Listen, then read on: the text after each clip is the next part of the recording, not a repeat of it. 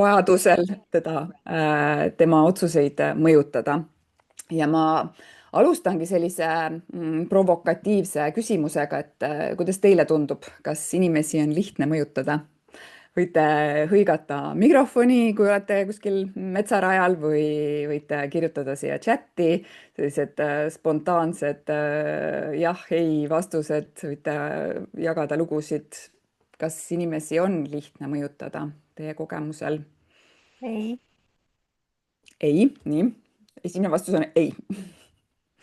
Kas keegi vaidleb Reginale vastu? Kui see oli Regina, ma vahepeal näen teid niimoodi väikselt. Jaa, et kui on hea leadership, saab küll.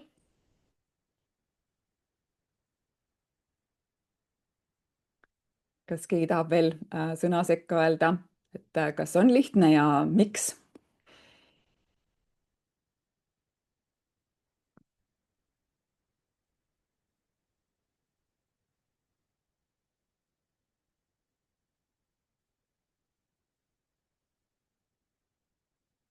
Siin on chatis, et kui tead, mida teine inimene tahab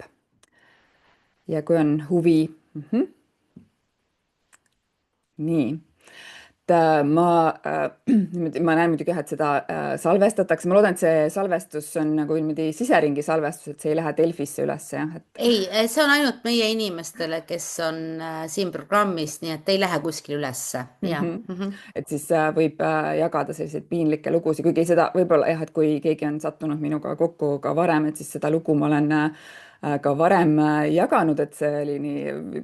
umbes 10 aastat tagasi, kui oli veel Circle K asemel oli Statoil, et käisin Statoilis, ostsin endale ja oma kaaslasele 2 kohvi ja müüja nii kenasti külalislahkelt küsis, kas te sooviksite kohvi kõrvale ka šokolaadi. Ja lihtsalt millisekund oli see reaktsiooni aeg. Jaa, muidugi, muidugi ma soovin šokolaadi. Te tunnete mind nii hästi, oli minu nagu selline mõte. Ja nagu te ilmselt võite juba aimata, järgmisel hetkel ma olin maksmas 4 eurot 2 Twixi eest ja mulle eriti maitsegi Twix, ma oleks ise võib-olla Snickersit ostnud. Et see oli lihtsalt selline üks hale naljakas episood. Ma olin just kaitsnud oma magistrikraadi otsuste teaduses ja siin ma nüüd siis olin väga hea otsustaja ja lasin ennast mõjutada sellisel klassikalisel müügivõttel, et selle jah, ühesõnaga ma arvan, et paljudega, mitte ainult mina ei ole nii naiivne, et sellises kiires müügisituatsioonis vahel on väga lihtne inimesele müüa ülehinnatud šokolaadi ja selle pildipanga pildi ma siia valisin ka seetõttu, et siin on see teemantsõrmus, et mulle meeldib tuua ka seda teemanti näidet selles mõttes, et jah, et võib-olla šokolaadi müümine tundub nagu lihtne, et see maksab ju nagu vähe, aga et kui me mõtleme, et ka kihlasõrmuste selline ja siin jälle Ester enne rääkis Ameerikast, et võib-olla Eestis see päris nii ei ole, aga et see kihlasõrmus peab maksma su 1 või 2 kuu palga, et siis sa näitad oma tõelist armastust ja see on alguse saanud teemantifirma geniaalsest sloganist Diamonds are forever, mis põhimõtteliselt enne seda reklaamikampaaniat ei olnud sellist normi, et peaks kalli raha eest teemantsõrmuse ostma selleks, et näidata oma kestvat armastust. Et selle tugeva seose loomine, et vot, et teemant on igaveseks, nii nagu teie armastus kestab igavesti. Et see on lihtsalt üks näide, kuidas on võimalik inimesi mõjutada väga kallite ostude suunas ja kui me hakkame seda siis nagu lahti kodeerima, siis seal taga on selline kellegi geniaalsus, aga et kas sellel, et jah, ühesõnaga, et selline lihtsalt väike mõttearendus selles suunas, et kas siis inimesi on lihtne mõjutada või mitte. Ja nüüd tänapäeval üks selline väga nagu populaarne formaat erinevate asjade ja teenuste müümiseks on igakuised siis tellimused, noh, et kui te ise ka kui te ei ole teinud, siis soovitan oma peas nagu või ka Excelis arvutada, et kui palju igakuiselt läheb erinevate tellimuste, võib-olla on näiteks teil Spotify või Netflix või Delfi tellimus või mis iganes kuutasuga sellised erinevad teenused, mis igakordselt tunduvad võib-olla, mis see 6 eurot, 9 eurot ja kui need kokku liita, on päris palju. Ja tihti need algavad sellisest tasuta proovikorrast. Siin on Melissa Woods, kes näitab, kui tugevaks ja ilusaks on võimalik Pilatesega saada ja loomulikult on nii lihtne vajutada sellele nupule, tellida endale tasuta proovikord või ainult 9,99 ja ma niimoodi muigega ütlen, et see on ju vähe maksta selle eest, et nii ilus välja näha. Aga et mida me tihti just sellistes inimeste käitumist mõjutavates projektides, kui rääkida näiteks terviseprojektidest, meil on olnud Sotsiaalministeeriumiga meeste terviseprojektid või et kui Tervise Arengu Instituut üritab inimeste käitumist mõjutada, et siis nagu kui ma võtan nagu oma 20-aastase karjääri kokku, kus on nii Coca-Cola müümist kui ka siis suuri terviseprojekte ja pensioniks säästmist, et siis selline üks reeglipärasus tundub olevat, et inimestelt raha nii-öelda ära võtta või välja mõjutada on suhteliselt lihtne, kui sa võtteid tead, aga et selleks, et inimesi panna midagi tegema selle nimel, et nende elu muutuks, näiteks elustiili muutma, prügi sorteerima, sellised asjad, kus inimene päriselt peab ise vaeva nägema, siis need mõjutused on palju-palju raskem või neid eesmärke saavutada on palju raskem kui lihtsalt öelda, et näed, et maksa 9,99 iga kuu. Ja no minu selline viimase aja kõige, isegi mu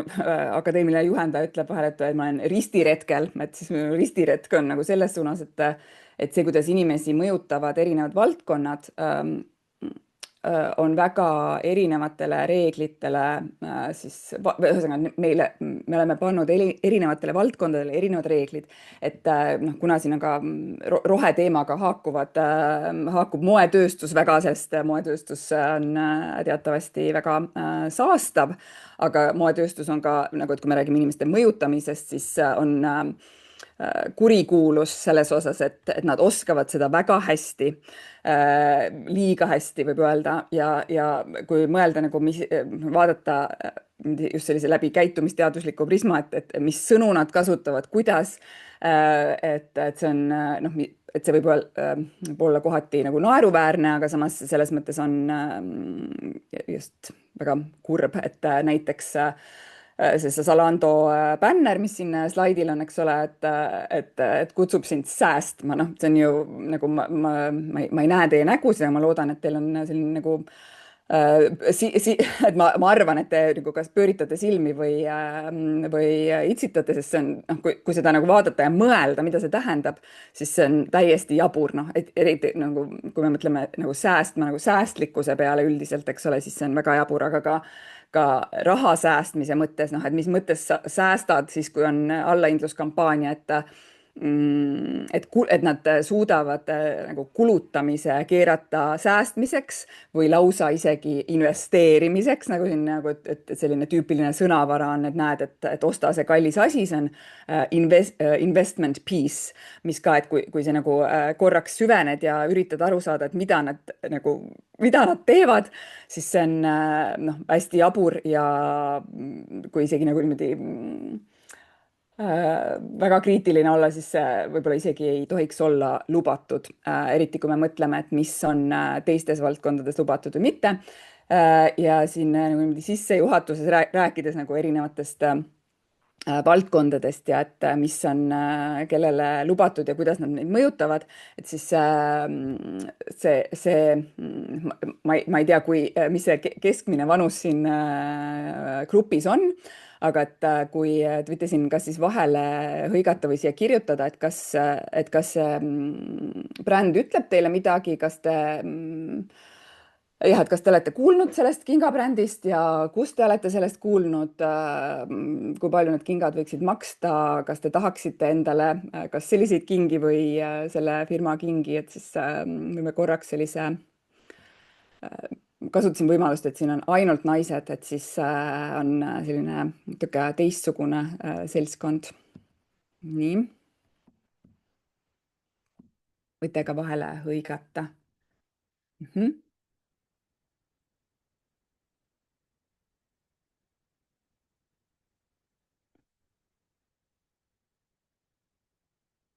Miljon, vist miljon ei maksa.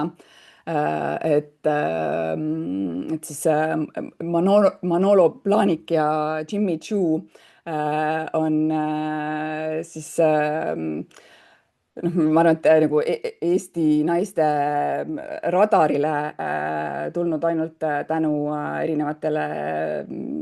sarjadele, Ameerika sarjadele või ka moeajakirjadest. Aga et selle kohta on raske küll uuringut teha, aga et kes mäletavad sellist, et üks hetk, et siin on, võib siis käsi, ma ei tea, kas saab siin neid kätt tõsta, et kes jällegi, et ma ei tea, mis põlvkonna esindajaid meie seas on, et kas mäletate sarja Seks ja linn ja see on olnud ütleks, et just võib-olla sellise, ma ei tea, 35–50 vanuses, noh, see on nagu praegu selline tunnetuslik selline sari, mis on nagu kinnistanud mingeid norme või mingeid, et kui sa lähed sõbrannadega, kui siin vahepeal rääkida ka näiteks tervisekäitumisest, et kui minna sõbrannadega kokku saama, et siis nagu justkui selle poolkohustuslik osa peaks olema mingi alkohoolse kokteili joomine või et see on nagu see, et mida peetakse glamuurseks, mis on nagu see, mille poole püüeldakse, selline elustiil, kus alkoholi joomine on nagu osa sellest glamuurist ja siis see, kuidas, et kui seda sarja vaadata, ega keskmine inimene ikkagi ju kogu aeg ei analüüsi, et oo, et ma nüüd vaatasin seda sarja, et kuidas see nüüd mind mõjutas, et kas ma nüüd, kas see on minu käitumist mõjutanud või mitte, et mina selle kohta on tehtud ka uuringuid, Eesti kohta kindlasti mitte, aga et mina julgen küll öelda, et põlvkond naisi on, noh, ma nüüd teen jutumärke, et ära rikutud selliste seoste poolt, et see tunne, et ma premeerin ennast kalli paari kingadega, et see, kuidas popkultuur on mõjutanud seda tarbimist ja ostuotsuseid, on jah, et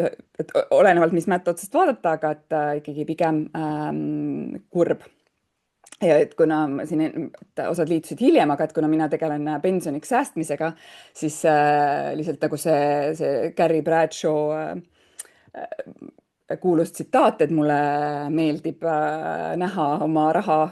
rippumas oma garderoobis, eks ju, et seal ma näen seda, et siis see ka noh jah, et pensioniks säästmist selline mõtteviis loomulikult ei toeta või tulevikuks raha kogumine või üldse kõrvalepanemine. Et siis see, mida ma enne mainisin ja mis teie kui rohesaadikud näete seda kindlasti ka oma valdkonnas, et kui erinevad on mängureeglid erinevatele valdkondadele ja et siin näiteks, et noh, et kui ostmisega, et kui inimesi suunatakse midagi ostma, siis on lubatud öelda, et kõik on praegu –50%. Ja jällegi olenevalt, mis põlvkonna esindajad te olete, et võib-olla mäletate seda aega, kui suured allahindlused toimusid 2 korda aastas, siis kui sai nagu see sügistalvine hooaeg läbi, siis need saapapaarid, mis siis jäid üle, need müüdi allahindlusega maha. Need tihti olid siis, et 36 ja 41 suurused, need 38, 39 olid juba otsas, et suure allahindlusega müüdi jääke. Ja samamoodi suvel siis, et noh, et suve lõpus said siis endale selle odava trikoo, sest siis poed pidid nagu neid jääke müüma, et see oli nagu allahindlused olid selles mõttes nagu loogilised aga et nüüd on konkurents nii suur, et peab nagu kogu aeg allahindlusega inimesi meelitama, ostma ja näiteks on selline täiesti totter olukord, et enne jõule on siis nagu –50% jõuluehted. Noh, see on nagu kõrghooaeg jõuluehete müümiseks. Miks need peaksid olema –50%, et see on nagu läbinähtav, et see on selleks, et inimesed tunnevad jälle nüüd, kui meenutame seda Zalando bännerit, eks ole, et inimestele jääks jutumärkides mulje, et nad säästavad, et jess, ma nüüd säästan 50%, kuigi need hinnad on, eks ole, kokku lepitud siis kuskil koosolekute ruumis, et paneme kõrgema hinna, et siis saab –50% näidata. Samas investeerimise puhul või erinevate finantstoodete puhul ei ole sellised võtted lubatud, ei saa öelda, et näed, et praegu turud läksid alla, et ja Läti firma Madara Cosmetics, vot, et praegu on need aktsiad –50%, osta kohe, sest hind võib tõusta. Et seda ma ei ütle, et seda peaks tegema, aga lihtsalt nagu niimoodi utreeritud võrdlusena, et see tekitabki sellise olukorra, kus tarbimist ja ületarbimist on võimalik selliste, noh, vahel ka ebaausate, aga kindlasti võib öelda, et agressiivsete võtetega muudkui nagu promoda, et vot, osta kohe, homme enam seda pakkumist ei ole, flash sales ja kõik nii edasi. Ja siis samas sellist nagu raha kõrvale panemist, säästlikku käitumist, seda ei saa samade võtetega promoda. Nii, kas tahate vahele tuua veel mõne näite, et või midagi küsida või kommenteerida, et see on, nagu te näete, see on minu jaoks väga südamelähedane teema.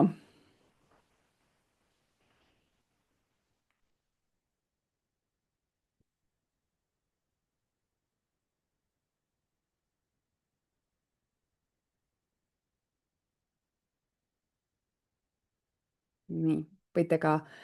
hiljem chati kirjutada näiteks oma näiteid, kui tuleb mõni meelde. Nii, ja siis veel korra siia võrdluseks, et kui ma 2 aastat tagasi koostöös Pensionikeskusega tegin viisime läbi sellise katse, et Pensionikeskus saatis osalejatele kirja nädal aega enne maksutähtaega ja meil oli nendest kirjadest erinevad versioonid, aga et selleks, et sellist kirja üldse inimestele saata, oli meil vaja andmekaitse inspektsiooniga üle rääkida, meil oli vaja Tartu Ülikooli eetikakomitee luba, et kas see on kõik ikka eetiline inimesi niimoodi mõjutada, et nad pensioniks säästaks, et see on lihtsalt selline veel siis noh, see ka minu enda karjääri jooksul nagu selline nagu avastus, et vau, et tõesti väga lihtne oli erasektoris inimesi mõjutada, sest avalikus sektoris kehtivad teistsugused mängureeglid ja ka teadusuuringute puhul, et on palju karmimalt piiratud see, et kas ja kuidas me tohime inimesi mõjutada. Ja mitte ainult moetööstuse vastu ei ole ma ristiretkel, aga ka online kasiinod näiteks on ka üks selline näide, kus inimeste mõjutamine on läinud, võiks öelda, et lausa üle piiri. et siin Ott Kiivikas ütleb 10 kilo ühe päevaga, et no ja et ta räägib võib-olla siis nagu kilodest nagu massist või äkki nagu 10 kilo nagu rahalises mõttes öeldakse nagu slängis niimoodi 10 kilo tähendab 10 000, eks ole. Et siis nagu see justkui tundub, et on lubatud. Nüüd praegu korvpalli EM-i ajal olete vast näinud, et on väga palju välireklaame, see on nüüd, mul oli salvestatud juunikuus jalka puhul, aga et praegu on vähemalt siin Tallinnas hästi palju näha, et just seesama kõnepruuk, et 1 euro toob 90 eurot või mingi selline nagu, mis tundub nagu lubadus, et paned 1 euro sisse ja saad 35 vastu. Ja et spordi puhul on veel see ohtlik, et kõik see on noortele väga atraktiivne ja võib noh, tekitada mingi hetk sellist riskikäitumist, et selline panustamine ja kasiinos mängimine muutub elu osaks. Ja selle teema lõpetuseks, nagu selle ploki lõpetuseks, et rääkides sellest, kui erinevad mängureeglid on erinevatel valdkondadel, et siis see eelmisest aastast 2 sellist uudist, et Tarbijakaitseamet kontrollis näiteks hasartmängureklaame, leidis, et 152-st 150 ei vastanud nõuetele ja see oli lihtsalt selline nagu infoks midagi, mingit tagajärgi kellelegi ei järgnenud. Lihtsalt, et võtke teatavaks, et põhimõtteliselt mitte keegi ei vasta nõuetele, et nii nagu tunnetus ka mul on olnud, kui neid reklaame vaadata, et tõepoolest nad on läinud üle piiri, aga Tarbijakaitseamet ei saa otseselt midagi ette võtta. Ja samas oli selline uudis, et Finantsinspektsioon trahvis tuleva pensionifondi 100 000 euroga. See lõpuks vähendati seda summat, sest neil oli ühel reklaamil seal see disclaimer puudu. Et noh, kui me mõtleme, et kumb on ühiskondlikult ohtlikum või halbade tagajärgedega, et kui näiteks, ma ei tea, 1000 inimest iga kuu hakkaks rohkem raha kasiinodesse viima või see, kui 1000 inimest hakkaks iga kuu natuke rohkem raha investeerima pensionifondi, et siis, et keda siis trahvida ja keda mitte. Et sellise ühesõnaga, et kui me räägime inimeste mõjutamisest, et siis mulle tundub, et selle kõige põhjal, et osadel tegijatel nii-öelda või osadel inimeste mõjutajatel on inimesi lihtsam mõjutada kui teistel. Ja kui rääkida tõesti siis sellest, et inimesed peaksid ka ise aktiivselt midagi tegema, mitte lihtsalt maksma, näiteks, et me tahaks, et nad liiguks rohkem või aktiivselt ise, nagu enne mainitud, näiteks prügi sorteerimine või muu, mis nõuab ka pingutust, siis on inimeste mõjutamine raskem. Ja ma mõtlesin, et kuidas olla teie jaoks kõige kasulikum, et mitte ainult rääkida, kui lihtne või raske on inimesi mõjutada, et alati siis mingi konkreetne väike tööriist, mida koju kaasa võtta, oleks abiks ja ma täna siis jagaks teiega sellist ühte siis minu enda lemmikut käitumisteaduste valdkonnas, et see on Behavioral Insights Team on selline Inglise, brittide esialgu valitsuse alt alguse saanud selline nii-öelda müksamisüksus, kes hakkasid erinevaid käitumisteaduslikke eksperimente üle 15 aasta tagasi tegema ja nüüd on nad eraettevõte ja on laienenud üle maailma. Ma hiljem saadan veel linke ka juurde, kes on rohkem huvitatud, aga et neil on selline raamistik, mida ka meie oleme nii Tartu Ülikoolis kui ka Emoris selliste käitumisteaduslike projektide puhul kasutanud, sest just, et kuna ta on nii lihtne kasutada, et siis see lühend inglise keeles on EAST, et on hea meel teada EAST, et Easy, Attractive, Social ja Timely, et sellised nagu 4 suurt printsiipi ja seda saab kasutada sellise nagu kontrollnimekirjana ja ühe Eesti projekti raames kuidagi tuli selline lustakas sõnamäng, et varem tõlkisime see attractive eesti keeles ka nagu atraktiivseks. Eesti keeles atraktiivne kuidagi on natuke võib-olla teise tähendusväljaga ja üks kolleeg toredasti ütles, et aga eesti keeles on ilus sõna köitev. ja sellest siis, kuna see sõnade järjekord ei ole üldse oluline, siis tuli eesti keeles kokku selline ka väga nagu mnemotehniline nagu hea asi, mida meelde jätta, et ahah, et kui need lihtne, õigeaegne, köitev ja sotsiaalne kokku panna, siis tuleb selline äh, lõks. Et sellel muidugi on natuke liiga negatiivne konnotatsioon, eks ole, et me nagu justkui püüaks inimesed lõksu. Aga ma olen seda nagu enda jaoks mõelnud nii, et see sama, mitte ainult, see ei ole ainult mõjutamiseks, vaid selleks ka, et mõista inimeste käitumist ja mõista, miks nad vahel langevad lõksu, noh näiteks miks nad ostavad need kallid kingad, sest see on lihtne, neil on võib-olla õigeaegselt tehtud pakkumine, et vot need 400 eurot maksvad kingad on nüüd ainult 100 eurot ja siis on öeldud näiteks, et homme saab juba pakkumine läbi, see on tulnud näiteks vahetult pärast palgapäeva. See kõik on väga köitev, sest moetööstuses on väga lihtne teha kõik näiteks reklaamipakendite kõigega väga köitvaks ja sotsiaalne pool võib ollagi seesama Seksi ja linna sari või see, et su sõbrannadel kõigil juba on ilusad paarid kingi. Et ühesõnaga see lihtsalt selline lihtne, kiire näide, et sellest lõksust niimoodi kiirelt aru saada, aga et nüüd ma lähengi ükshaaval nagu käime need 4 printsiipi läbi ja arutame, et kuidas teie saaksite oma töös seda kasutada. Ja lihtsalt, et kuna see lõks jääb nii hästi meelde, siis juba see on selle lühendi võlu. Ehk siis alustades sellest, et kui sa tahad inimesi mõjutada, siis see tegevus, mida nad peavad tegema, peaks olema võimalikult lihtne. Ja siin lihtsalt taustapildiks siin ei pea otseselt midagi nagu välja nuputama, see on välja nagu nuputusülesanne, aga lihtsalt, et illustreerida meie jutu taustaks seda, et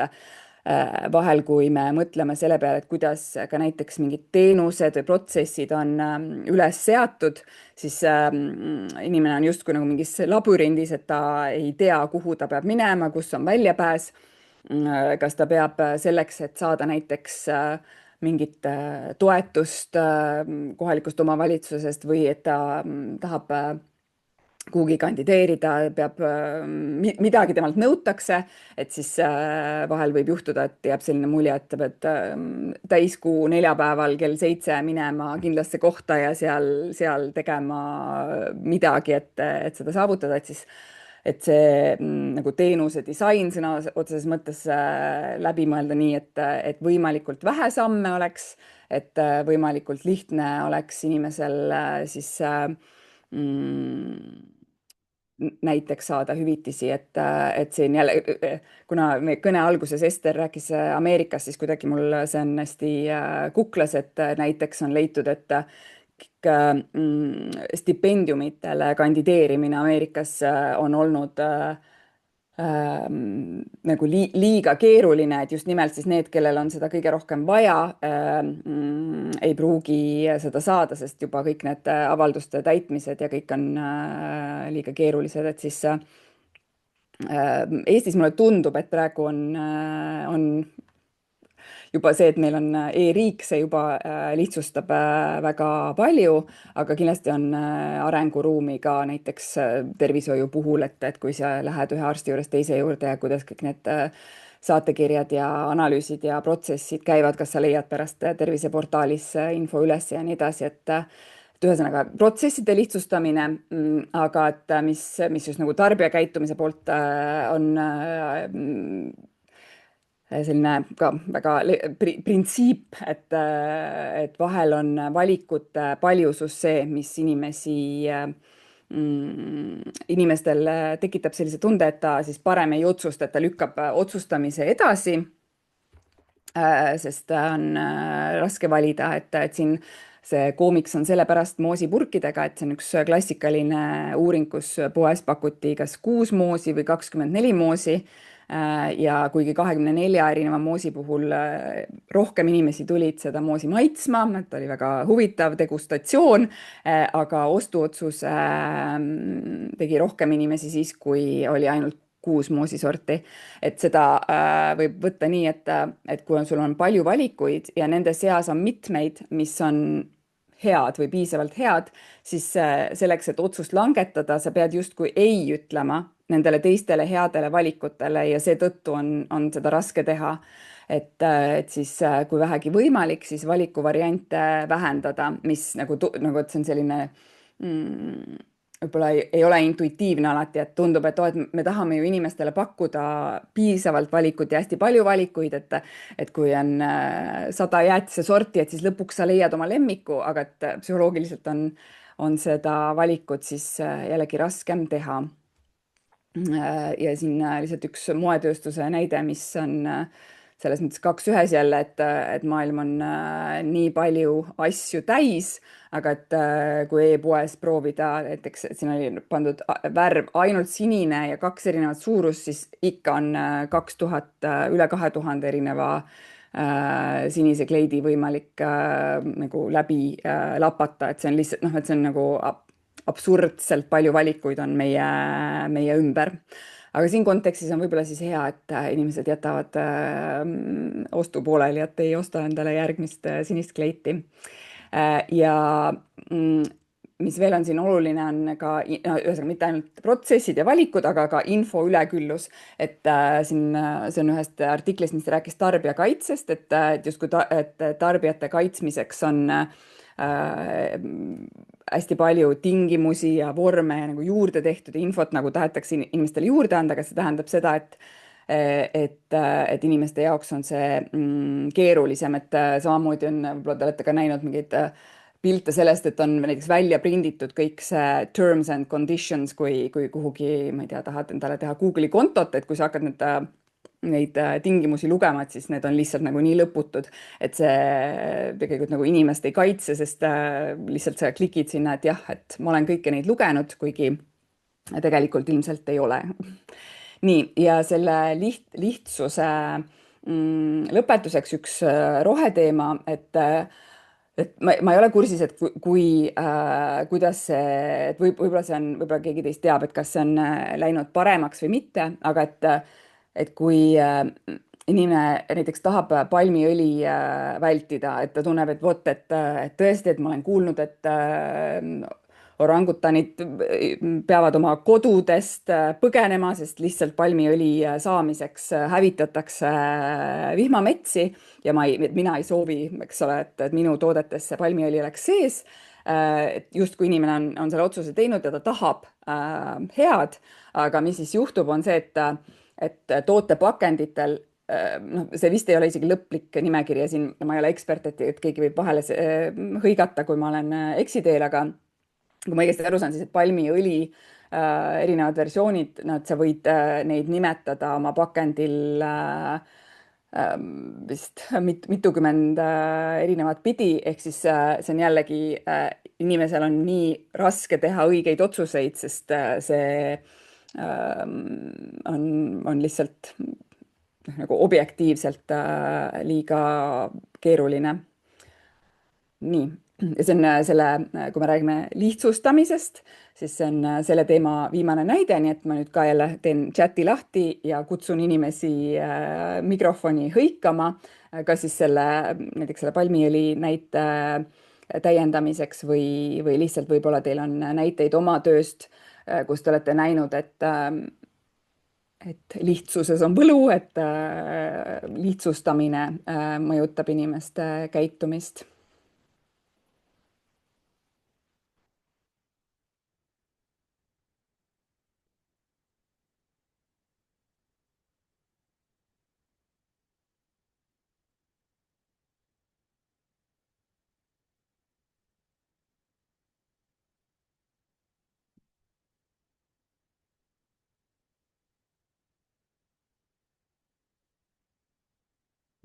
veel 20 sekundit ootan, et mõtleme ühiselt, kuidas on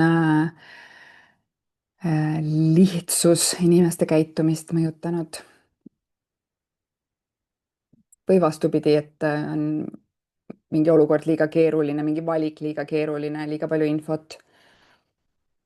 Et kas teil on näiteks oma töös mõni näide, mida te saaksite grupiga jagada?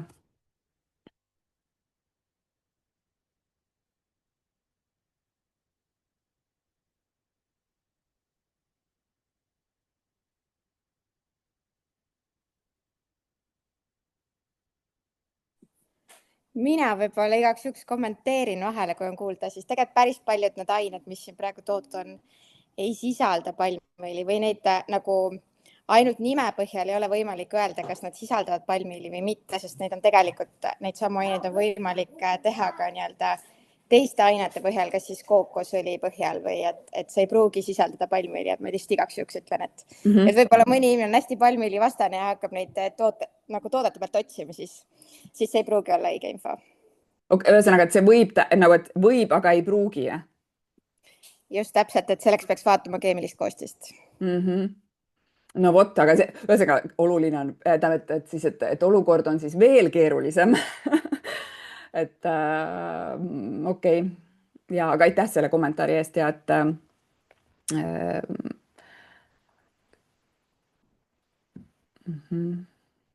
nii, siin Jaanika kommenteerib, et on hotellide valik ajab ka hulluks ja puhkust planeerides. Nii, aitäh. Nii, siis järgmine selline lai katusteema, õigeaegne, ehk siis, et see et kui te näiteks mõtlete, et kuidas sekkuda, kuidas disainida mingit mõjutust, siis see peaks olema õigeaegne ja siis eks, ma ei tea nüüd, kas teil on kõht täis või mitte, aga et küsin, et kas te kooki sooviksite?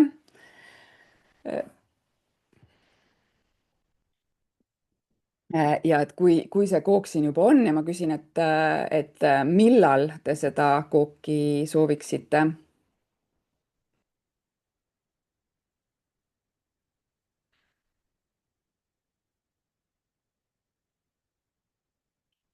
Ma üritan teie mõtteid lugeda ja ütlen, et ilmselt kohe. et nagu selline psühholoogias tuntud kui present bias, et siis see praeguse hetke nauding on ja kusjuures siin on Karini kommentaar, et kui oled väsinud, et siis ütled koogile tõenäolisemalt jah, et see on ka väga, et see on jah, väga hea näide, sest see on ka, läheb selle õigeaegsuse printsiibi juurde, eks ju, et mis on see hetk, kui inimesele näiteks et mis hetkel ta peab otsustama lihtsalt, kas ta saab kooki või mitte ja mis hetkel ta näiteks, et kui ta on väsinud ja siis ta peab valima 10 erineva pensionifondi vahel, et mis on nüüd tema jaoks õige. Et see moment on tõesti väga oluline, aga kui rääkida siis naudingutest ja ütleme siis kohustustest, siis see rusikareegel on see, et me kõik tahaksime kohe neid naudinguid ja siis tuleviku mina võib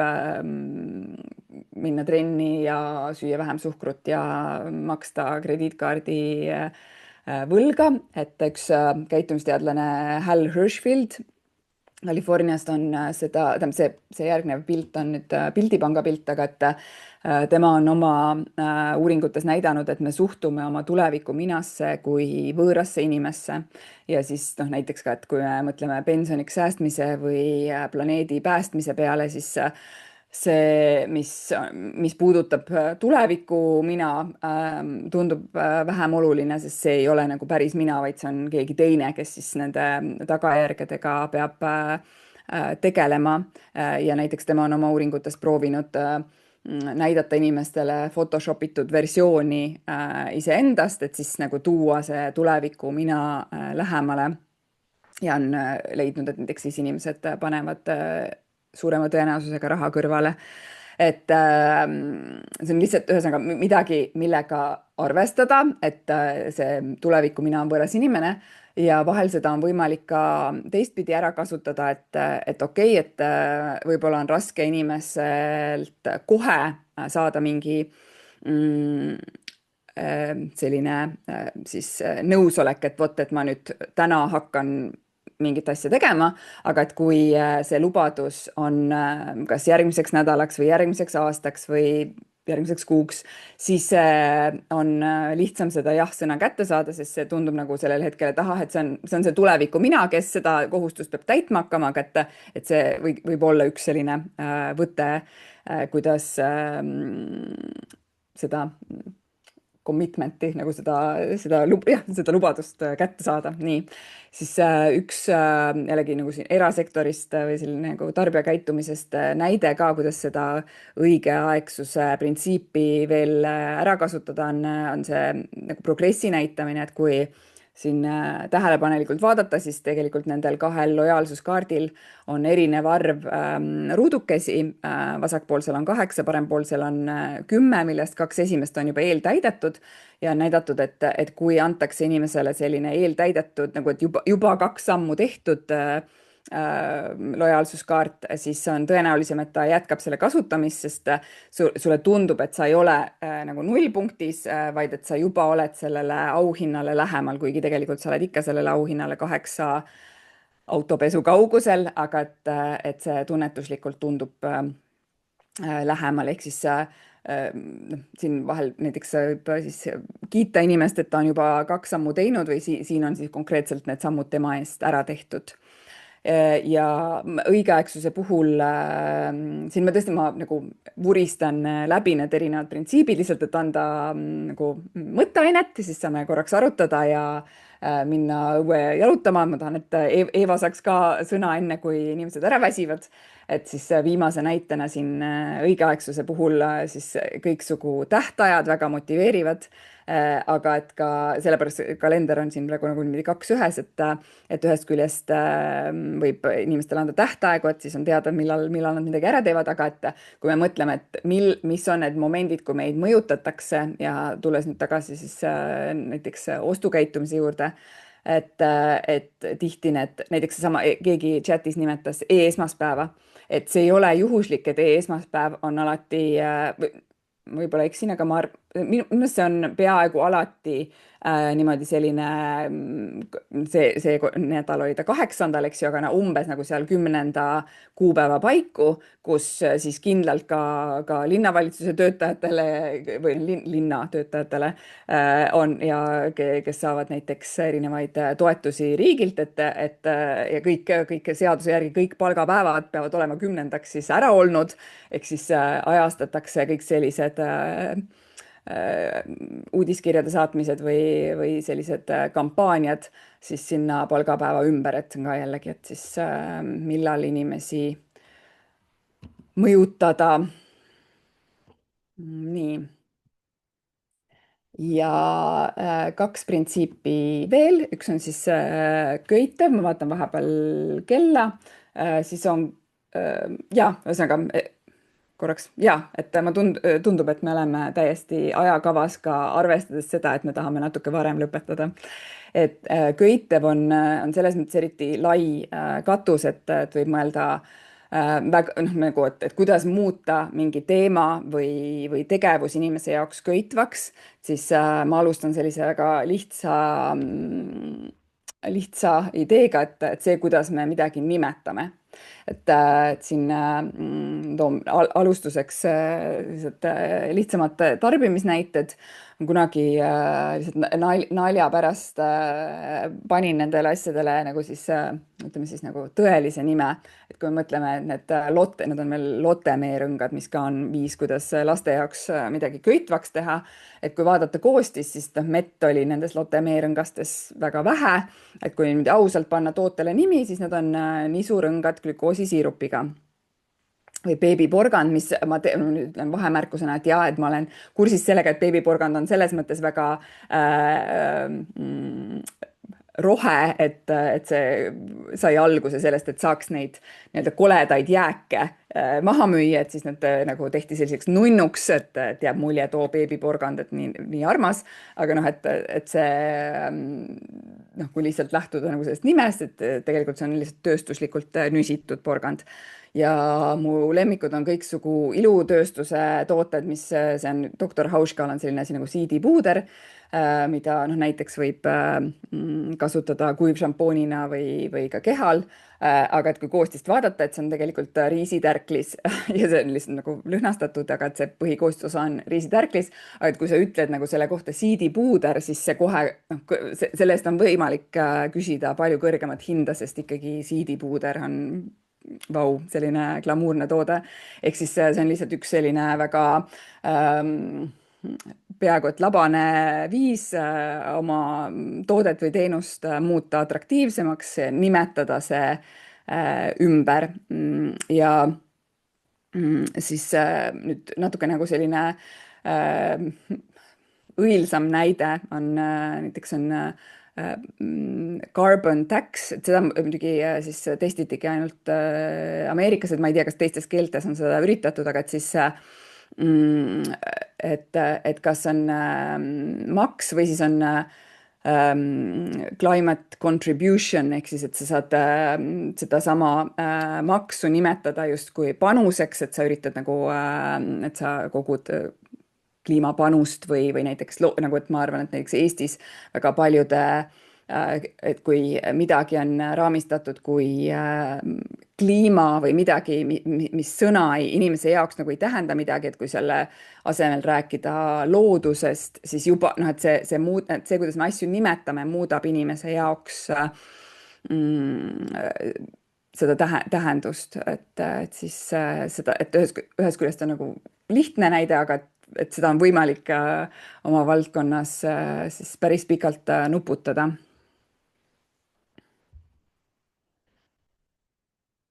Kui te pärast vaatate chati, Riinal on väga hea näide sellest, kuidas sai parkimistrahvi nii-öelda soodsalt ära maksta, et see on tõesti väga kaval nipp, et seal on korraga nii see, et see on köitev, et allahindlused on ka kõik ju, et vau, et sa saad nagu soodsamalt trahvi ära maksta, kui sa kiiremini maksad. Ja siis see lihtsus ka, et tegelikult kõik need maksekorralduse lingid on seal kaasas, siis tihti just siis neid erinevaid printsiipe kombineerides on eriti hea inimesi mõjutada. Nii, ja siin panin taustapildiks südame ja räägin lihtsalt köitvuse puhul ühest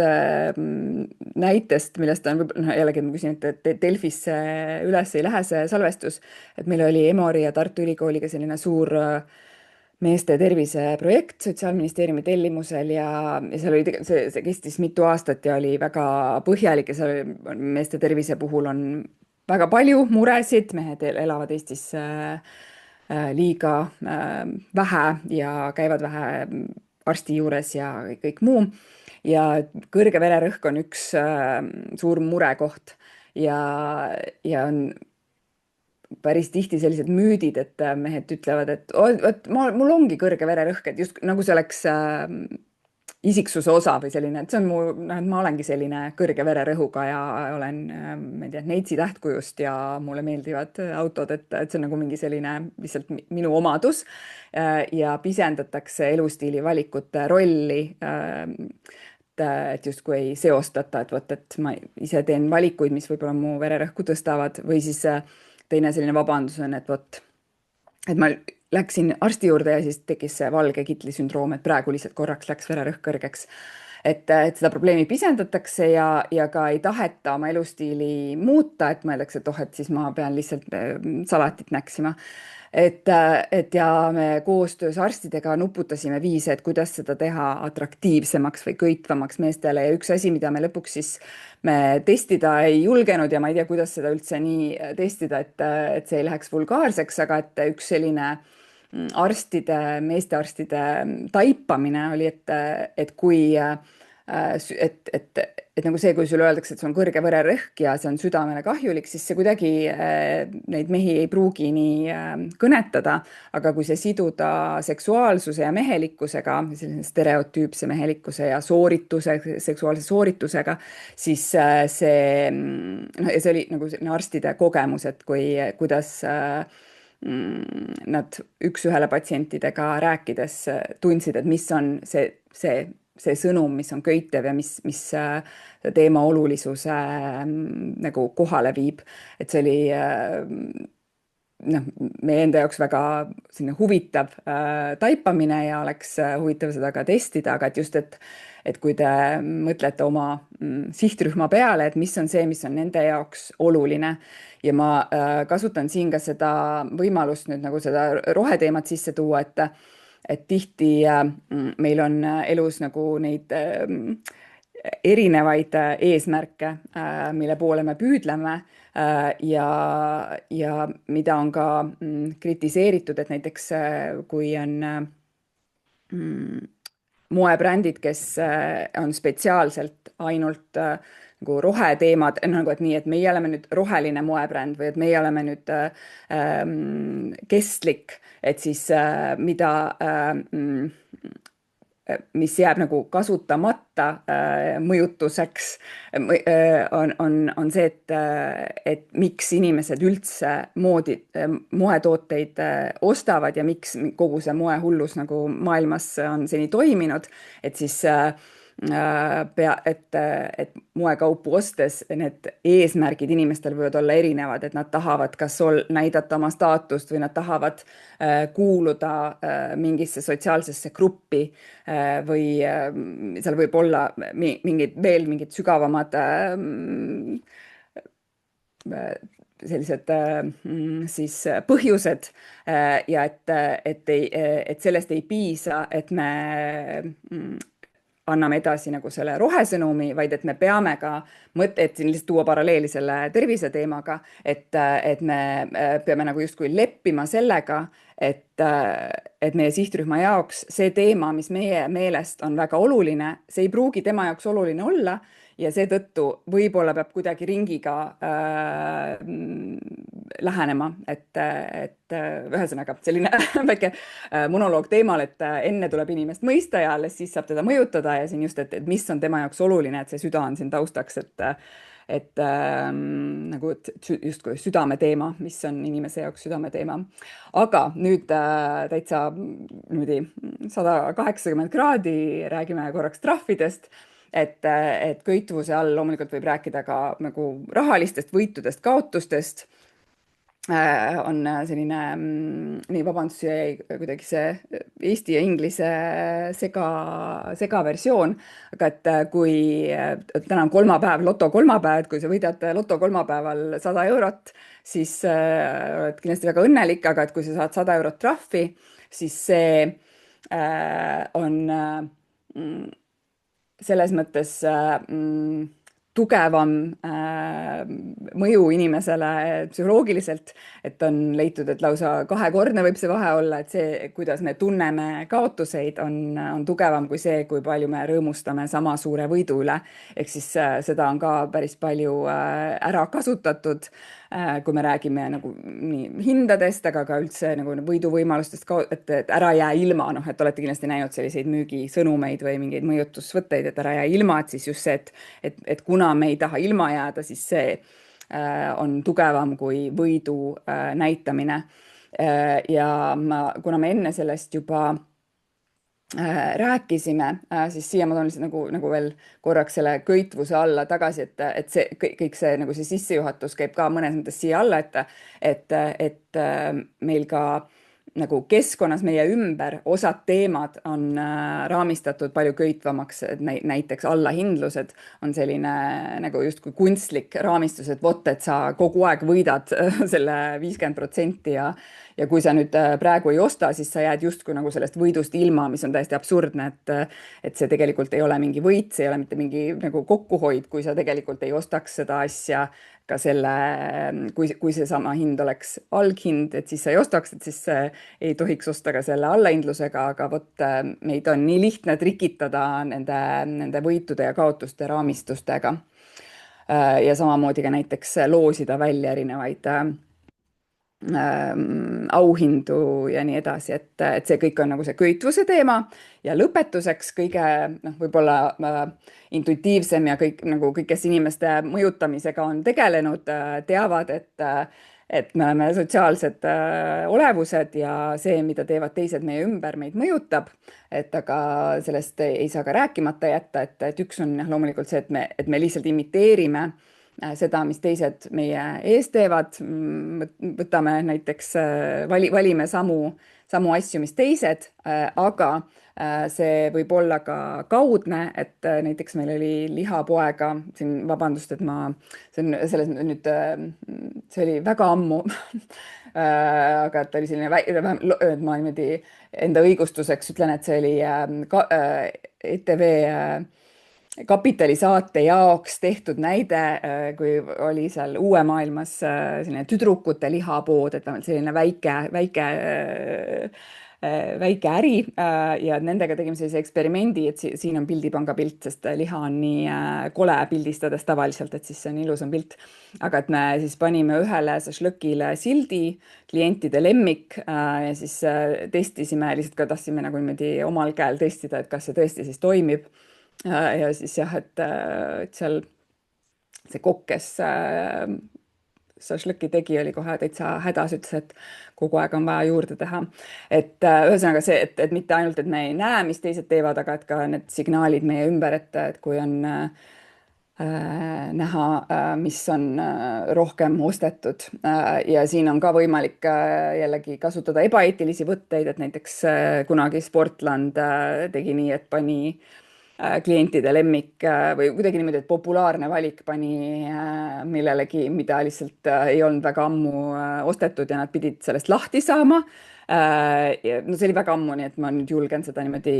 nende brändi all rääkida, eriti kui see ei lähe kuhugi ülesse. Et see on selles mõttes nagu naljakas näide, et justkui, et nii ebaeetiline on valetada, aga vot kui sa paned sellele asjale sildi, et see on klientide lemmik ja seda seetõttu hakatakse ostma, siis see muutubki klientide lemmikuks ja siis need enam ei olegi vale, et selline nagu jabur olukord. Siin on pilt lihtsalt sellest jääämbri väljakutsest, kus ka, et me tänu sellele, et me näeme sotsiaalmeedias, et teised teevad, siis teeme ise ka. Ja üks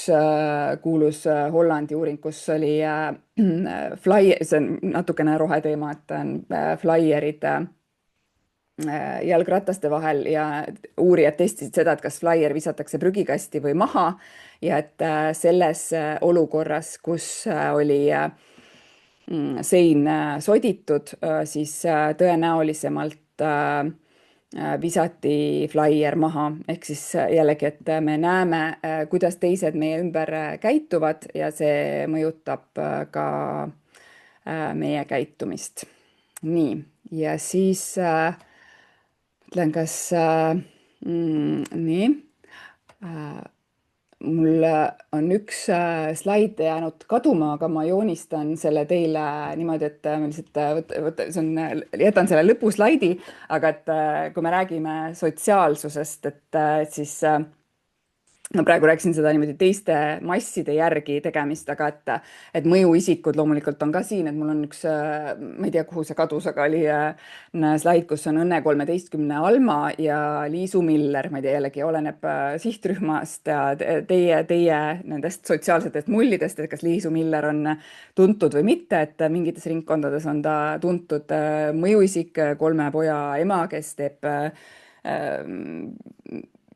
lastele süüa ja näitab oma elustiili ja moe ja iluvalikuid.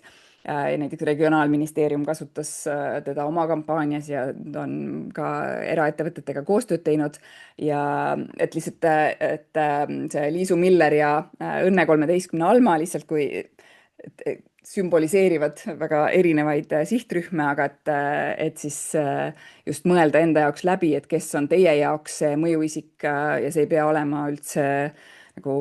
Ivo Linna tuntusega või nagu Ott Kiivikas vahepeal reklaamis kõiki asju, vaid et see võibki olla nagu niši mõjuisik, et see loomulikult meid mõjutab ja Õnne 13 Alma on mul endal nagu selles mõttes lemmiknäide, et siis ma veel see oli isegi, ühesõnaga, et Emori näide nagu selles mõttes, et kui mindi digiboksidele üle teleri vaatamisel, siis Emori meediaosakonnas oli siis suur see nagu pidupäev sellel hetkel, kui Õnne 13 Alma vahetas ka oma digiboksi seal sarjas ära, sest siis oli teada, et see vastav sihtrühm, just vanemad prouad siis ka lõpuks vahetasid, läksid digiboksile üle, et see nagu just, et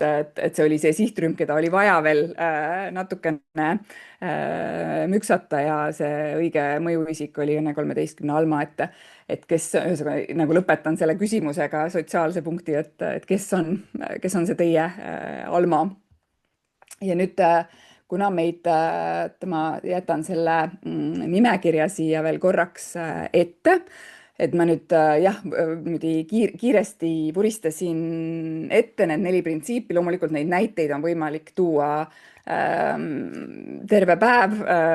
et olenevalt et kui palju aega on, aga ma loodan, et see andis sellise kiire ülevaate, et kui võtta see niimoodi kontrollnimekiri ette, et ma tahan inimest mõista ja mõjutada, see eelnev pilt sellest kaamerast oli just selles mõttes, et see prism, nagu et sa vaatad läbi käitumisteaduste prisma, et inimesi paremini mõista. Et siis see lihtne, õigeaegne, köitev ja sotsiaalne on selline tõesti, et kõige lihtsam sõna otseses mõttes kontrollnimekiri, et mida nagu läbi mõelda, et kas on üldse tõenäoline, et inimene teeb seda, mida sa tahad, et ta teeks. Et kas kõik need printsiibid on arvesse võetud, mis võib-olla midagi takistab teda, vot. Nii et kuna meid mul on tunne, et on parem teha nii, et me teeme sellise nagu vaba vestluse kõik ühes ruumis, sest võib-olla kõik ei saa üldse mikrofoni sisse lülitada, võib-olla te olete kuskil teistega koos või linnaruumis, et siis mul oleks väga hea meel, kui te tooksite ka näiteid oma tööst või siis lihtsalt avatud mikrofon küsimusteks, kommentaarideks. Ja aitäh, Heidi, et see oli väga sisukas, et ma küsiksin kohe, et sa ütlesid nii, et enne kui me hakkame inimest mõjutama, et on vaja inimest mõista. Et ma ise mõtlesin ka, et mina muidugi olen selle, see algus läks mul väga korda, mina olen see Sex and the City põlvkond ja ma polnudki üldse nii mõelnud, et ma ikka olen siiani arvanud, nüüd mul nagu tõehetk, et see on see, mis on see, et need kingad ja see šampanja ja New York ja sõbrannadega niimoodi väljas käia, et tõesti see hästi ikkagi mõjutab see, et see on kindlasti see minu põlvkond, kindlasti on täna siin 50 ligi, et kes vaatasid kõik neid ja eks me tuleme ka sellest ajast, kui kõik oli puudu. Et täna noorem põlvkond, sina Heidi oled ka noorem põlvkond, aga kui mina alustasin oma eraldi elu lapsepõlvest ja ülikoolist, et siis kõik oli puudu, et see oli nagu nii teine kui võib-olla täna, et ma arvan, et me oleme siin mitme erineva arusaamise ja kultuuriruumi vahel ka. Et täna tõesti võib-olla paar kingi, et mul on ka ühed Prada kingad, et mõnikord proovin jalga, kunagi pole käinud, et ikka on olemas. Ei raatsi, eks ju, et sul on lapsepõlvest ikka see kaasas, eks ju, et sa pead hoidma, need pidukingad on need, millega ei tohigi käia. Et aga siiski, et isegi võivad asjad nagu jääda, aga peab uutmoodi mõtlema hakkama, et ise kui need kingad mul ikka jäävad siia minu koju, et las nad siis olla, et tulevad kuskilt kaasa ja raske tööga ju teenitud. Aga et edasi tulevad nagu uued asjad. Aga ikkagi, kui me mõtleme, meil on rohesaadikud, kes püüavad kogukonnas luua muutust, kellel on meil permaaed, kes tegeleb kirivööga, kes teeb kogukonnas muutust, et lapsed sööksid tervislikumalt, väga erinevad asjad. Et mis sa sellega öelda tahad, et inimesed peaksime enne inimest mõistma ja tundma, kui me tahame muutust luua? Üks selline peaaegu et nagu mantra, mis on tekkinud meil ka just nagu koostöös Riigikantselei innotiimi ja nagu avaliku sektori inimestega, kes ka valutavad südant sellistel teemadel, et siis kuidagi jah, et ma ei oskagi täpselt öelda, selleni jõudis, aga kuidagi, et sealt on tekkinud nagu selline mantra, et seni, kuni sa arvad, et see sihtrühm või see, keda sa üritad mõjutada, eks ju, et seni, kuni sa arvad, et see inimene on rumal või laisk, või nagu seni sina, eks ju, või nagu ja, sina. Ja see on ka see on oluline väga suur aspekt. risk jah, et me nagu eeldame, et kõik on nagu mina, Mhm. aga just, et seni, kuni sa arvad, et see inimene on kas rumal või laisk, seni sa ei ole piisavalt pingutanud, et aru saada, miks ta käitub nii, nagu ta käitub. Et vahel on nagu meil selline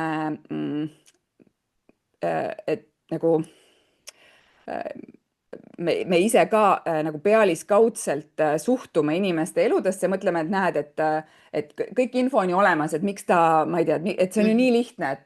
et palun, ma ei tea, tervislik toit on poes olemas, et järelikult, eks ju, sa lihtsalt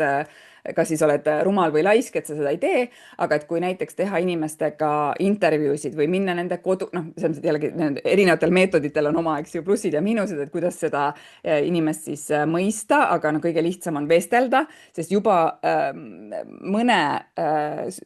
sellise vestluse käigus, noh, eriti kui see on inimene, kes tegelikult elab sinust erinevat elu ja sa võib-olla ei kujutagi ette seda, siis juba mõne vestluse käigus tuleb nagu nii palju taipamisi, et et vot, et see takistus on hoopis mujal või tal on näiteks mingi uskumus selle kohta, et ma ei tea, kas jälle tulles sinu nagu Prada kingade juurde tagasi, eks ju, et noh, et sellel on mingi täiesti nagu ratsionaalne põhjus, miks sa seda ostsid, sa tundsidki, et sul ei ole, sorry, ma nüüd hakkasin psühhoanalüüsi, ma ei räägi sinust, ütleme niimoodi, Mhm. et kuna mul on neid vestluseid olnud ka teiste meie vanuste naistega, et siis ongi, et noh, et kui sul ei ole näiteks lapsepõlves olnud neid asju ja siis mingi hetk, et sul ongi see, et aga ma saan seda endale lubada, Mhm. et ma olen teinud tööd ja näinud vaeva ja siis see sümboliseerib sinu jaoks seda, et ma olen noh, ma olen midagi saavutanud, ma saan Mhm. iseseisvalt osta endale Prada kingad, eks ju, et võib-olla, et noh, et sa võid nagu pealiskaudselt vaadata, et näed, et hull laristaja, et ostis endale mingi, noh, mingi edev laristaja, ma võin öelda, näed, et nii, aga Mhm. et kui sa hakkad nagu vestlema või aru saama inimesest, siis tegelikult seal on midagi muud, et see noh, nagu et see, ühesõnaga ma tahan seda öelda, et vahel me tegelikult ei ole piisavalt selle inimese või selle sihtrühma elu ja taustaga ja maailmavaadetega kursis, et me ei tea, mis on need sellised kas mõttemustrid või tema enda mingid unistused, et ühesõnaga, et tasub võtta see aeg, et näiteks vestelda inimesega või siis mõnel juhul näiteks vaadelda eluolu. Jällegi, noh, ma nüüd räägin selles mõttes üldiselt, et oleneb teemast, eks ju, aga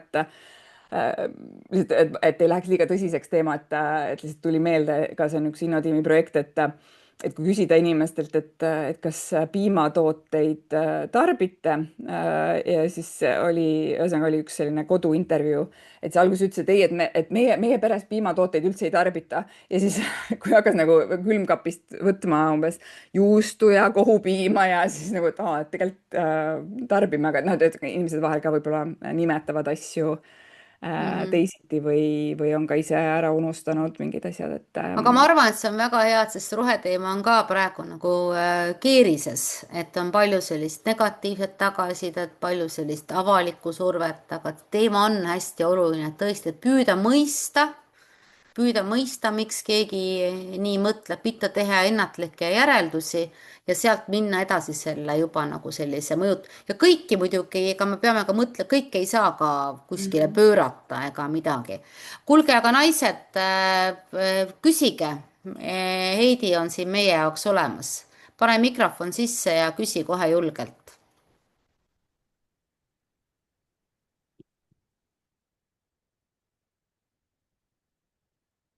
või on kellelgi mõni oma näidet, mis tahaks nagu tuua, et kuidas sinu enda kogemus on, et kuidas inimesi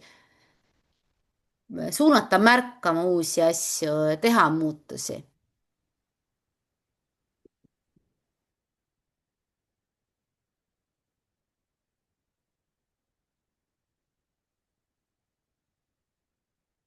meil on siin 28 tegusat naist, on ju, et.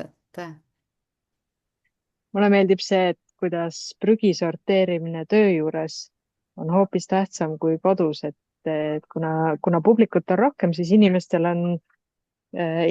tunne, et aga äkki ma teen nüüd midagi valesti ja nad vaatavad. Et siis on meil köögis tekib väga palju arutelusid, et mis on mis, mida ilmselt kodus ei teki ja läheb võib-olla kõik ühte, aga niisugune sotsiaalne surve töö juures on tugevam. ja see on väga hea näide, ma isegi olen kuulnud umbes nii, et keegi hõikab üle kontori umbes, et kes see pani mingi asja umbes pakendisse, see ei ole või noh, et niimoodi, et on jah, selline surve. Aitäh, küsige veel.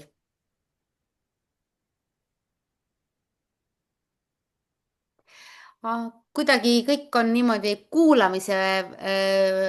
mode'is või kuidas kuulamise. Karin, sa tahad küsida, vaatan, tulid korraks pildiga. ja tulin küll, mul ei ole tegelikult ühtegi konkreetset Aga küsimust. kommenteeri, Karikule, kui ja midagi on. lihtsalt selline hästi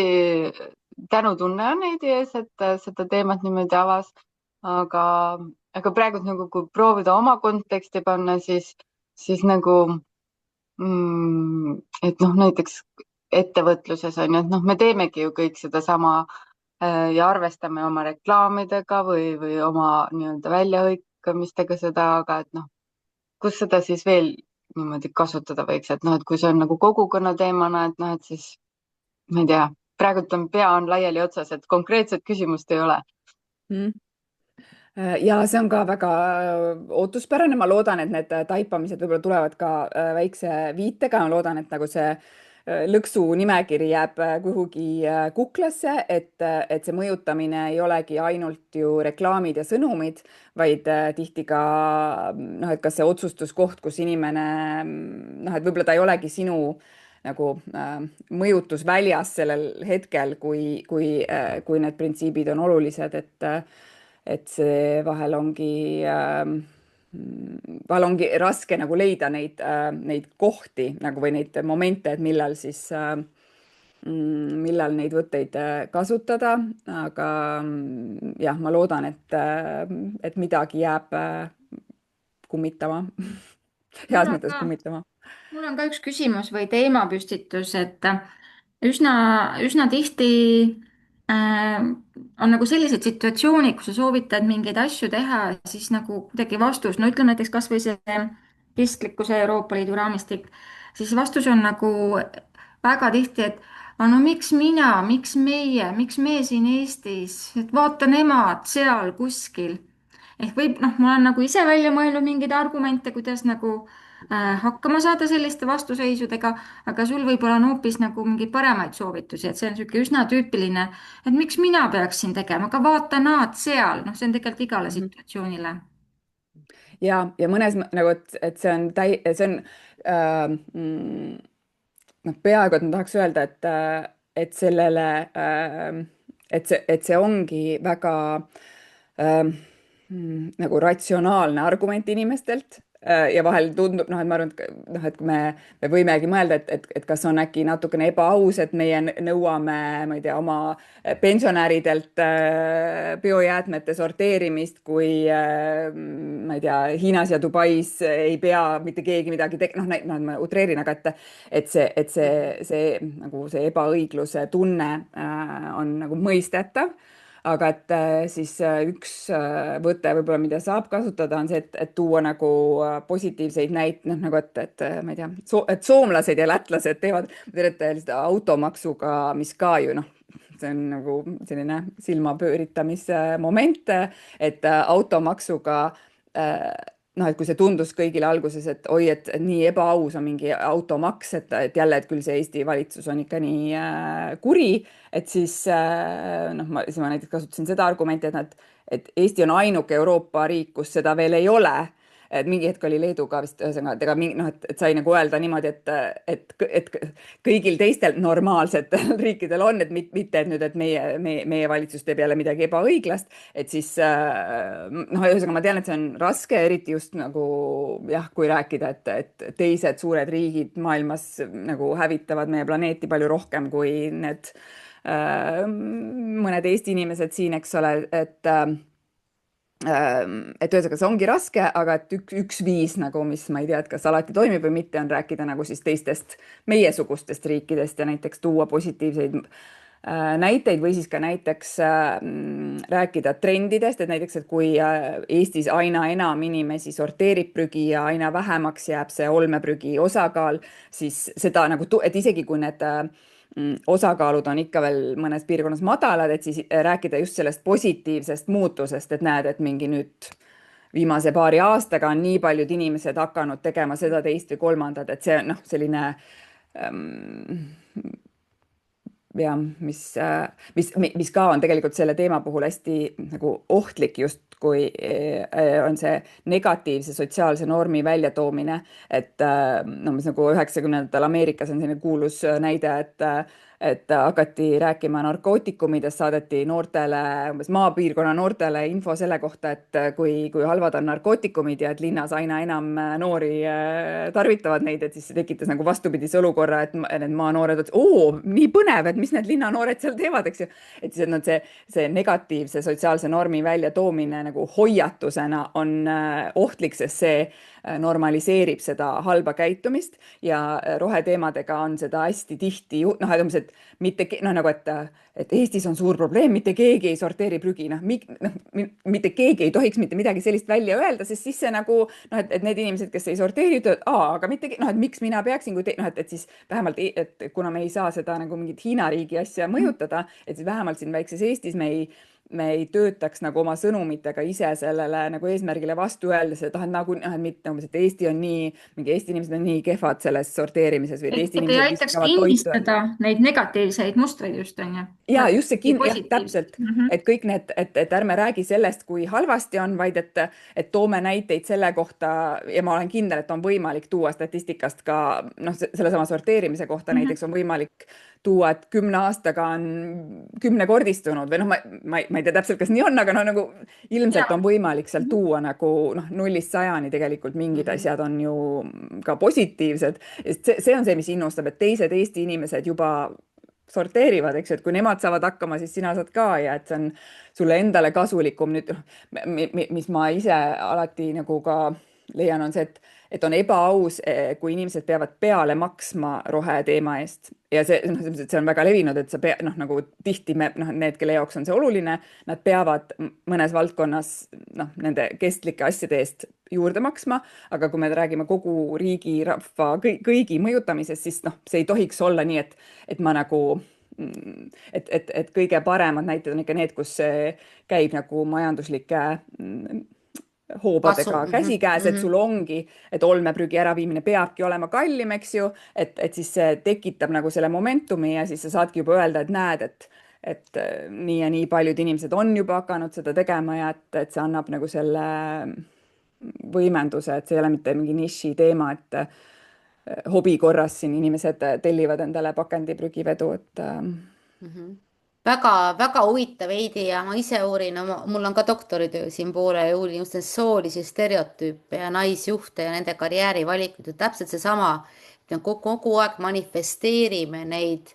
nõrkusi või neid noh, gap research, neid nagu neid vajakajäämisi, et siis see muutubki tegelikult selleks mantraks, et me tegelikult peaksime just näitama neid edulugusid ja otsima lahendusi, et inimesed hästi võtavad, ankurdavad sellesse, noh, mis on nagu antud hetkel nagu prevaleeriv, et sama on nagu see, kui keegi ei sorteeri prügi, noh, siis mina ka ei sorteeri. Et see on hästi tähtis, ka meedial on siin ka väga suur roll, aga muidugi meil kõigil, head naised, eestkõnelejatel, kuidas me räägime asjadest, et sama on selle, et ma olen väga palju näinud seda manifesteerime,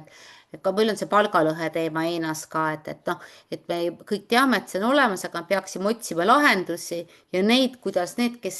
ei ole selles lõhes, mis nemad siis õigesti teevad, mitte rääkima kogu aeg sellest, mis on need palgalõhe,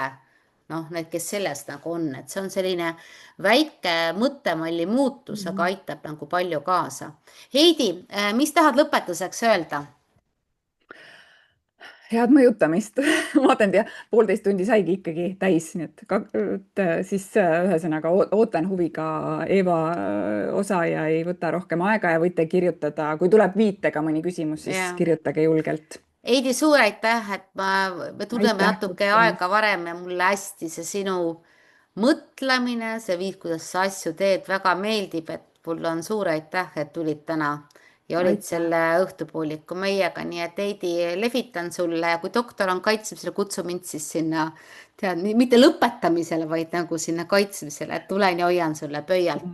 Aitäh. aitäh Aitäh ja kõigile. liigume edasi. Eeva, tere! tere õhtust! ma kohe saadan ühe südame siit. Eeva on siis meie organisatsiooni liige, Eesti Ettevõtlike Naiste. Mis aastast sa liige oled? Ma isegi ei julge küsida, me ei ole keegi nii vana, aga noh, Ei ole oleme jah, ausad. ja 94. aastast. No nii, Eelmine sajand. meie keegi ei olnud siis veel sündinud, aga Eeva läks beebina juba sinna organisatsiooni ja Eeva on jah,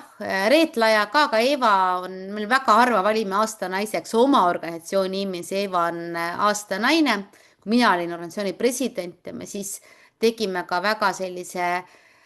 kuidas öelda, südamesse intervjuu, et me enne ei olnudki väga tuttavad, hiljem olen palju kokku põrganud ja võin öelda, et ma jälgin Eeva tegemisi ja hoian väga pöialt ja Eeva on olnud läbi aastate kogukonna looja.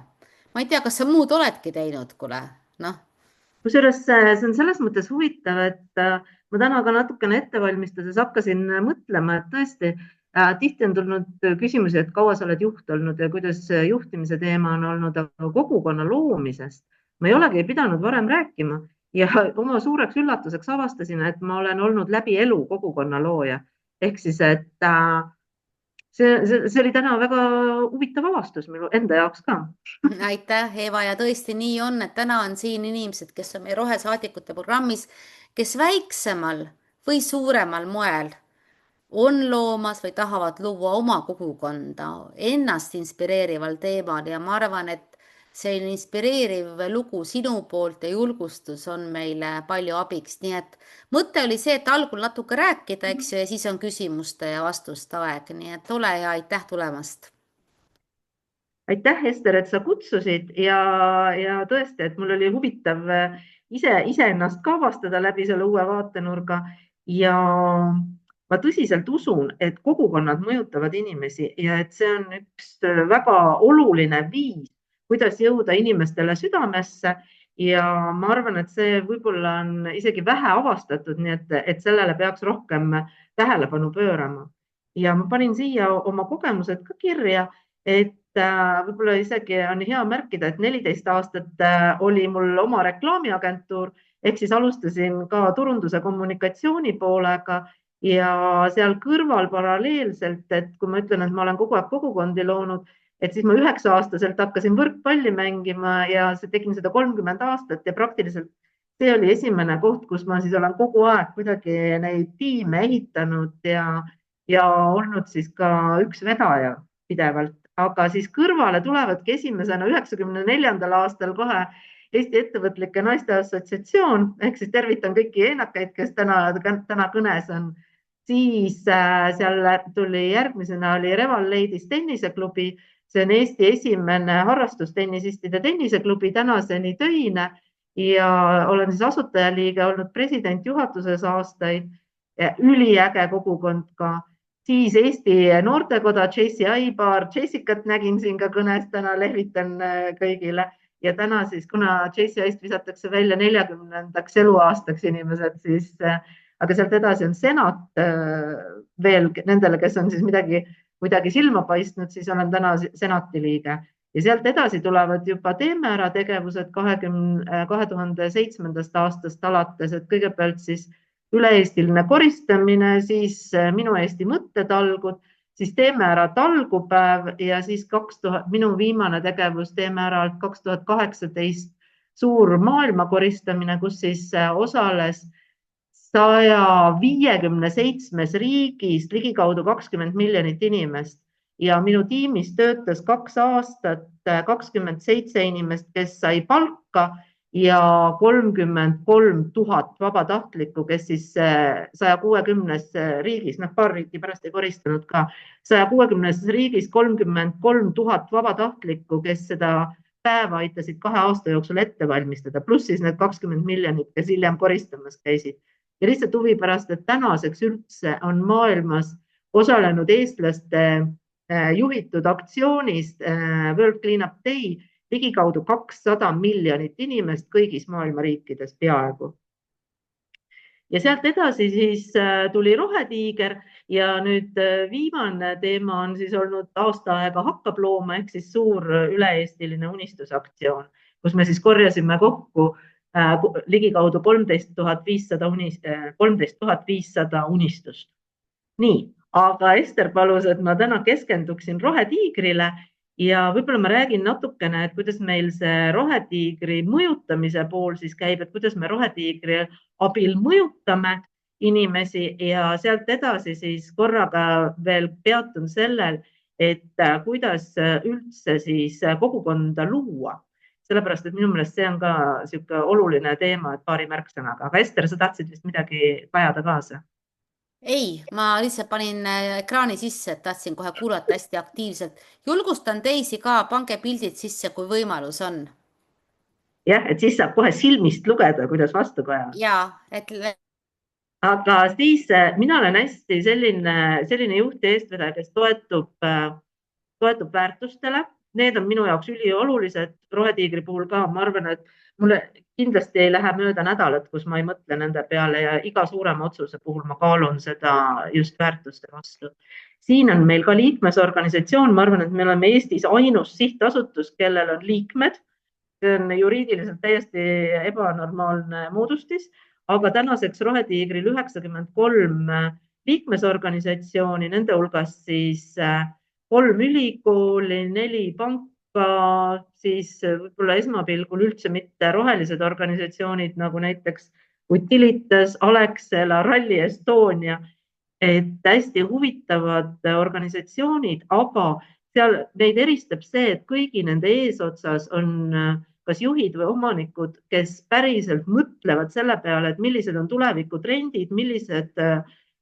on need keskkonnateemalised hoovused ja nad tahavad nendest aru saada ja nad tahavad oma ärisid ja organisatsioone viia tulevikuga kooskõlla. Ja minu arusaamist mööda loomulikult on paljudel on see, et ikkagi ka kasum ja tulu ja raha on nagu esimesel kohal, et see on ettevõtte puhul võib-olla isegi saab öelda, et normaalne, aga ma tahaks uskuda, et nad ka kõik mõtlevad sellele, et kuidas oma organisatsiooni ehitada üles nii, et see oleks hea inimestele ja hea keskkonnale, sest nad tahavad pärandada neid ka oma lastele ja lastelastele. Aga siis siin ongi see kogukonna ehitamise koht hästi suur, et 5 aastat me oleme seda teinud, neid organisatsioone järjest juurde toonud, nendele pakkunud siis ka selliseid koostegemise viise, arenemise viise ja üksteisele toeks olemise viise. Aga siis lisaks sellele, et liikmesorganisatsioon ise areneb, on nende kindlasti üks selline motivatsioon ka see, et nad toetavad Rohetiigri üldiseid arenguid ja seda tegevust, mis me teeme lisaks liikmesorganisatsioonile, ehk siis me töötame välja tasakaalus majanduse mudelit Eesti jaoks. Ja see saab siis valmis selle aasta 26. novembril, millal on Elevant baasfoorum ja see kontseptsioon on seal laval ja see on nüüd ehtne mõjutamise viis. Et kui ma olen mõelnud, et me tegime selle Rohetiigri sellepärast, et maailma koristamist tehes kõik need 12 aastat, mis ma vedasin seda, mina ja tegelikult kõik me, kes me seal olime, saime aru, et niimoodi seda maakera puhtaks ei saa. Et me peame lihtsalt vähem reostama ja raiskama inimestena, organisatsioonidena, kui me seda igapäevaselt teeme. Tuleb minna põhjuste juurde, tuleb minna ja mõjutada organisatsioone ja üksikisikuid. Ja kuidas seda teha, siis ma nagu nuputasin koos sõpradega ja nüüd see on arenenud siin 5 aasta jooksul. Et see on nüüd see, siis, mis me oleme hetkel suutnud välja mõelda. Ma ei tea, muidugi loomulikult on kindlasti tuhandeid muid mudeleid, aga ma arvan, et see ei ole kõige kehvem ja ma näen, kuidas need mõjud on täiesti olemas.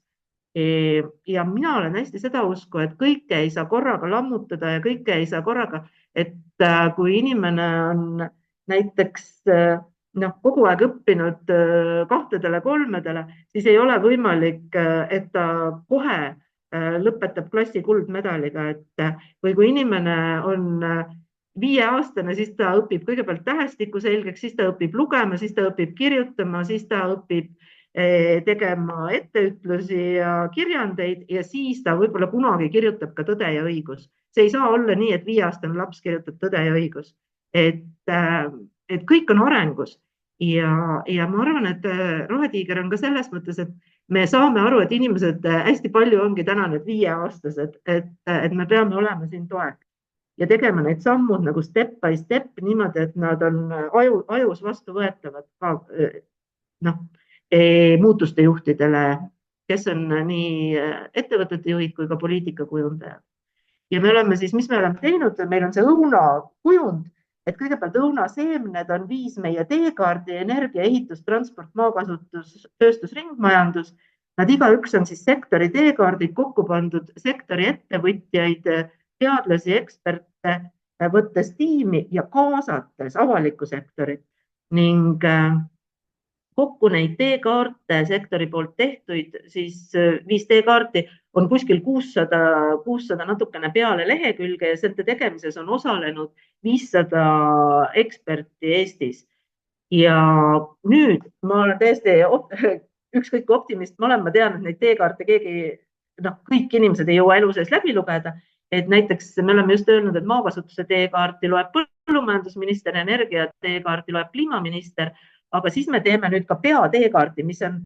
õunaseemnete ümber olev seemnekoda, mis võtab kokku need teekaardid ja sünteesib nad omavahel, et näitab ära vastastikused mõjud, et kuidas energia mõjutab tööstust, kuidas transport mõjutab maakasutust ja mida peab järgmise 15 aasta jooksul tegema erasektor ja avalik sektor, et jõuda aastasse 2040, kus meie majandusruum oleks palju keskkonnateadlikum, kui ta täna on.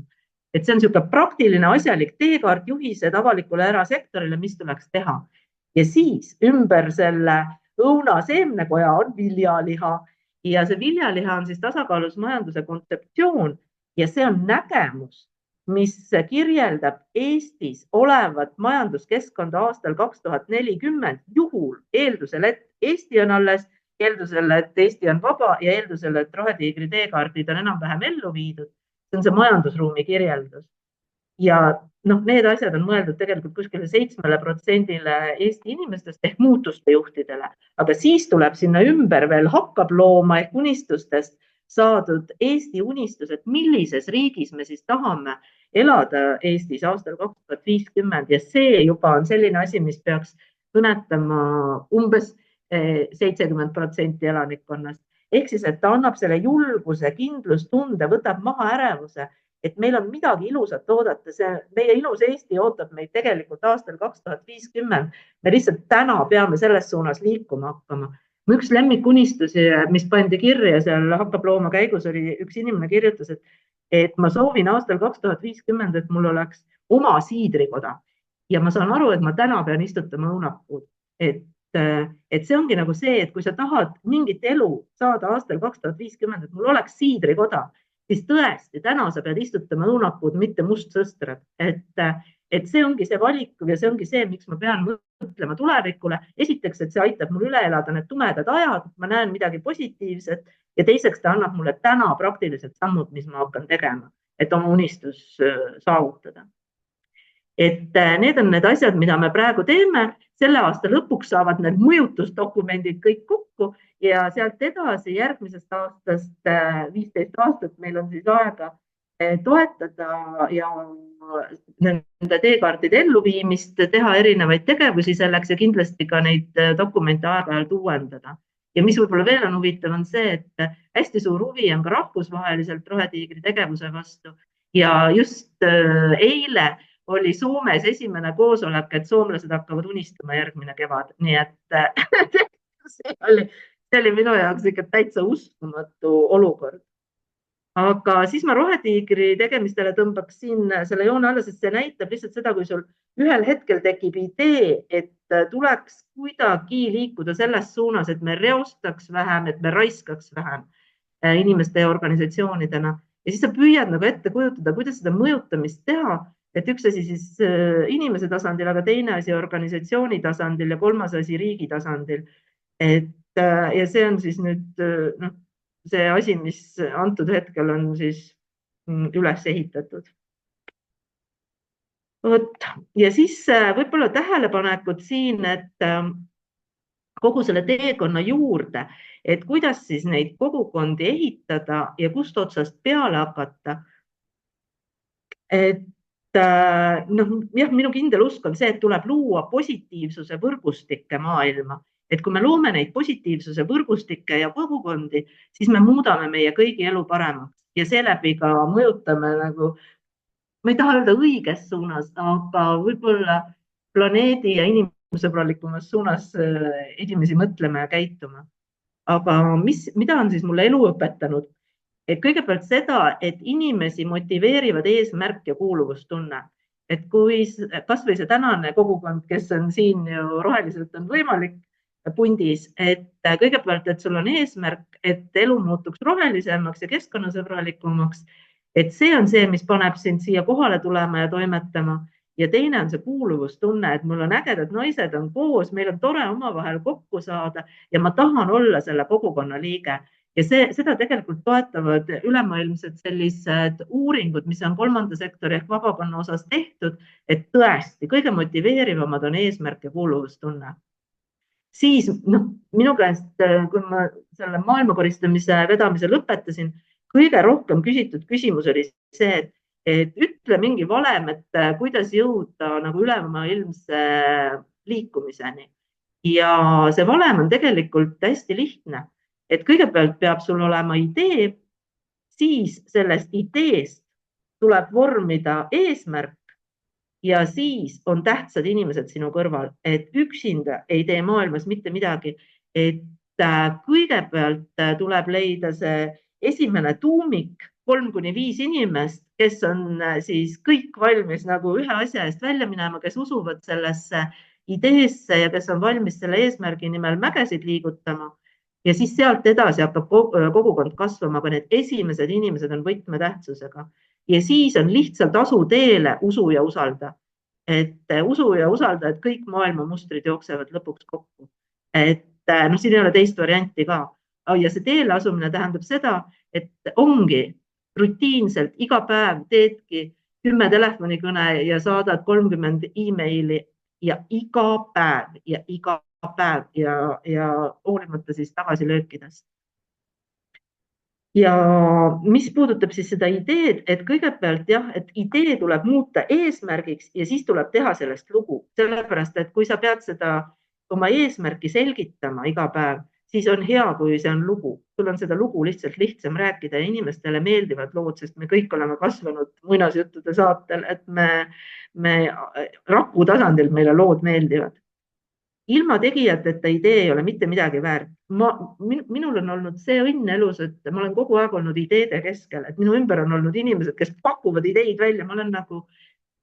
ostja jogurtileti ees, et mul on kogu aeg on nagu nii palju ideid, et mõtled, et mis jogurti ma nüüd ostan, et kui rasvase, kui suure, kui mis maasikatega või marjadega, et sul lihtsalt tuleb teha see valik, et see õige idee ära leida või üles leida. Ja siis sealt on järgmine samm, et oleks see eestvedaja, peab olema nagu tõeline särasilm ja reeglina on leida ideele raske eestvedaja, et kui see on sinu enda idee, siis paratamatult sa pead ise teda hakkama tegema. Ja siis on jah see tuumiku otsimine. Ja mis on minu isa õpetus ja mille ma olen kaasa võtnud ja leidnud selle hästi tõsiolevat, on ära karda tugevaid inimesi enda kõrval. Oma tiimi tuleb alati võtta need teised enda kõrvale, kes on sinust paremad, tublimad, targemad ja hästi erinevad. Et ma olen ikka armastan öelda, et hästi saab teha asju küll, kui sul on näiteks 5 50-aastast blondiini on tiimis, et lahe, et siis meil on endal tore ja me teeme, aga kui sa tahad minna maailma muutma ja suuri asju tegema nii riigi tasandil kui rahvusvaheliselt, siis sul peavad olema erineva vanusega inimesed, erineva sooga inimesed, erineva maailmavaade peaks tegelikult ikkagi klappima, aga mitte kõiges, et peaks olema ka erinevaid vaateid. Ja mis veel on tähtis, et toimkonnas peavad olema erinevad tüüpi inimesed. visionäärid, käivitajad, teostajad ja eriti tähtsad on muide siuksed, millega võib-olla tähelepanu ei pöörata, on lõpetajad ja sidujad. Sidujad on need, kes peavad kõigi sünnipäevi meeles, kes vahest tulevad ploomitaldrikuga koosolekule, kes muudavad elu toredaks ja nad panevad tähele, et see on hästi oluline. Ja kui ma ütlen lõpetaja, siis see tähendab seda, ma nägin ennem Victoria oli ka siin, Victoria teab seda väga hästi, seda ma olen rääkinud, et kui sul on näiteks europrojekt, siis on see inimene, kes on valmis kirjutama lõpuaruannet. Ehk siis, et tavaliselt on see, et need eestvedajad särasilmad on selleks ajaks kõik väsinud ja juba järgmiste projektide juures, aga sul peavad alati olema ka need turvalised inimesed, kes sabad sõlme seovad lõpuks. Ja seda oleks hea juba ette näha ja arvestada. Ja muidugi on inimeste motivatsioonid on erinevad, et minule hästi meeldib teha seda, et kui mul on eriti see lähem tuumik, et ma tean igaühe motivatsiooni, on täpselt, et kas see on eesmärk, kas see on kuuluvustunne, kas see on see, et ma tahaks reisida kuhugi ägedatesse maadesse, kas see on see, et ma alati toon seda näidet, et näiteks kui meil oli Teeme ära, see oli IT-tiim, siis meil ei olnud kunagi IT vabatahtlikest puudust, kuigi kõigil teistel tiimidel on alati see suur häda, sest meie IT-tiimi juht oli Ahti Heinla ja see oli kõigi IT-meeste motivatsioonipaketi number 1 punkt, nad said Ahtiga koos töötada. Et see on nagu see motivatsiooni ülesleidmine, inimeste motivatsioonipunkti ülesleidmine on hästi oluline ja et eriti vabatahtliku ja kogukonna töös sul tihti ei ole ju palka, mida maksta. Et siis on vaja need karikad muul moel täita. Ja võib-olla veel see, et profid ja vabatahtlikud, see versus variant, et alati, kui ehitada üles suurt tiim või suurt asja tegevat tiimi, siis see kõige core tiim peab olema profid. Ehk siis, et kes juhib turundust kommunikatsiooni, see peab olema selle ala parim. Kes juhib IT-d, peab olema Ahti Heinla. Et ülejäänud selles tiimis, vabatahtlikud kõik võivad juba olla niimoodi, et tihti ongi motivatsioon, et näiteks mõni kommunikatsiooni inimene on tahtnud teada, et kuidas eelarve tegemine käib ja kuidas see rahade haldus on, et siis tema saab olla täiesti finantstiimis, ise olles igapäevaselt kommunikatsiooni inimene ja vaadata, kuidas tal see välja tuleb. Aga selle eeldab seda, et selle tiimi vedaja on professionaal. Nii et seda tuleb ka kindlasti meeles pidada. Ja väga tähtis on kontaktide hoidmine ja loomine. Ja mulle alati meeldib mõelda niimoodi, et oma võrgustiku loomine algab sünnihetkel. Ehk siis, et kõigepealt tulevad võrgustiku ema, isa, õed, vennad, orutütred, täditütred, siis tulevad lasteaiakaaslased, koolikaaslased, koorikaaslased, trennikaaslased, ülikoolikaaslased. Sul on nagu, sinu elust käib läbi sadu ja sadu inimesi, aga sa pead igast oma eluetapist leidma üles oma inimesed. Ja siis nendega sidet hoidma, see on ülioluline. Aga siin ma paneks praegu monoloogile korraks punkti, et saab siis kaasa kajada ja küsida. Ja aitäh, Eeva, tõesti, nii huvitav oli seda kuulata ja ma hästi palju ise ka neid samu mõtteid mõtlen, nagu sa ütlesid, kõige see eesmärk ja kuuluvustunne. Ja teine, et see eesmärk võib olla inimestel nii erinev, miks nad mingisse projekti nagu tulevad ka. Et tahtsin küsida, et projektis peab olema hästi erinevad inimesed. Kas sa teadlikult valid ka nii, et ei oleks sarnases? Mul on alati ka see, et ma pean kohe teadlikult mõtlema, et ma ei vali endasuguseid. Et kas sa kohe teadlikult siis kuidagi paned oma mõtte nii, et sa valid erinevad inimesed? Ja. Et kas või meie Rohetiigri tiim praegu, et erinevamaid inimesi annab ette kujutada kui meie 12 rohetiigrit, et sa Ester oled ise ka näinud, võib-olla Jaanus Purgast ja lõpetad Emili, täpselt Emili on ju, et jah, väga tore. Aga kes sa ise oled oma tiimides olnud need erinevad rollid, vaata, et kes on käivitaja, kes on kokkusiduja, kes on see bridger või kes loob neid sildasid, kes sa ise oled?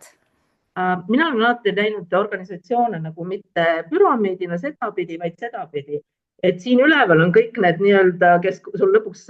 seda teenust saavad või koristamas käivad või on nagu nii-öelda kliendid ja siis edasi tulevad kõik vabatahtlikud, partnerid, tiimiliikmed ja see juht on tegelikult siin all, sest juht loob keskkonna, annab visiooni ja pakub otsustamise teenust vajadusel. Et ma olengi võtnud nagu selle rolli, et kui sa oled oma tiimi, sul on tõesti nagu tugevad inimesed enda kõrval, kelle peale sa võid täiesti kindel olla, siis sa pead neid ka usaldama. Ja minu poolt ma tahan nii küsida ka teistele, aga viimane küsimus, et sa oled nii palju erinevaid kogukondi ja mõjuga kogukondi loonud, et mis ikkagi üks asi, mis sa, ma ju tean sind, aga see ei ole alati olnud nii kerge, eks ju, et seal on palju, et mis ikkagi olnud, kui sa südamest ütled, mis on olnud selline kõige raskem, et luua neid sellise ühiskondliku mõjuga kogukondi? Ma ütleks, et viimasel ajal on kõige raskem see, et meie ühiskond on nii polariseerunud, et mina ei ole suutnud omale paksu nahka kasvatada, ma saan nii haiget kogu aeg. Et see on täitsa üllatav, et varem see ei olnud nii, aga võib-olla ka varem, et Teemera kohta nagu ei olnud nii palju ütlemist kellelgi, sest seda, et prügi ei käi põõsa all, et see on nagu väga elementaarne. Aga et lihtsalt, et saada peksa ja järgmine päev edasi minna naerul näoga tiimi ette, üliraske. Ja teine asi, mis võib-olla on viimasel aastal ja tegelikult seda on nagu, ma olen nii pikalt teinud, et alati on need kriisiaastad ja see, kus majandus on nagu allpool ja kõik see,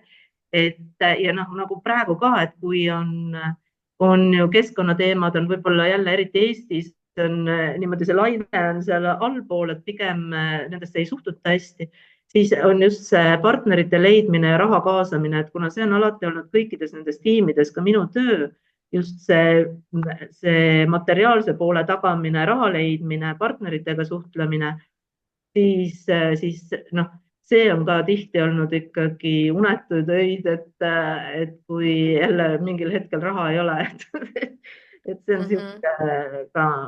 olnud keerulised hetked sellega seoses. Ja, et aitäh, Eeva, et olge head, kuulge, selline võimalus, küsige, meil on mõned minutid veel, et mis tahate Eeva käest küsida. Sa võid isegi slaidid kinni panna, Eeva. Okay. Ma näitan siis viimase slaidi veel ära, et see oli aitäh slaid, et kuidas siis püüame nagu tõmmata seda allapoole või tasakaalu seda meie suurt majandus- ja kuule, pole kõige hullemgi minu arust, et päris nagu juba liikus, et liikumine toimus. Liigub vaikselt. Ja naised, et väga-väga inspireeriv ja kes ise teevad kogukonda, ma ise olen olnud ka naiste kogukonda loomise juures, et need nõrkuse kohad või need väljakutsed on hästi sarnased ikkagi, et kuidas hakkama saada. Küsige ausalt. Ja. Ma kohe räägin, olen sind väga kaua kaugelt imetlenud, nii lähedalt pole ma sind näinudki. Et imetlusväärne naine täiesti mega eeskuju kõigile. Lihtsalt üks küsimus on, kuidas sa seda kõike jaksad, et ise olen olnud eluaeg juht, aga mul ikkagi on need kukkumised ka seal vahepeal. Kuidas sa jõuad, millega sa ennast väestad? Mis on see, mis sulle jõudu annab? Ma arvan, et aus vastus on ka see, et mulle on kuidagi sündides kaasa antud päris korralik ports energiat, et ma arvan, kuskil 47. või 46. 7. eluaastani oli niimoodi, et mul lihtsalt päriselt ka ei lõppenud energia otsa, ja ma saan nüüd on küll sellised asjad, et ma pean ennast laadima, et enam ei ole niimoodi, et ma jõuan 36 tundi tööd järjest. Ei ole niimoodi.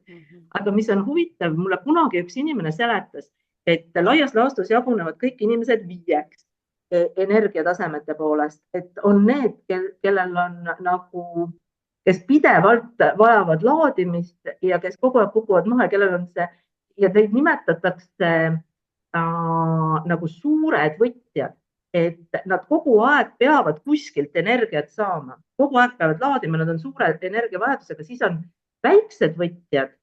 siis on neutraalsed, siis on suured või väiksed andjad ja suured andjad. Ja nüüd on niimoodi, et need, kes on energia poolest suured andjad, need on tegelikult oma elus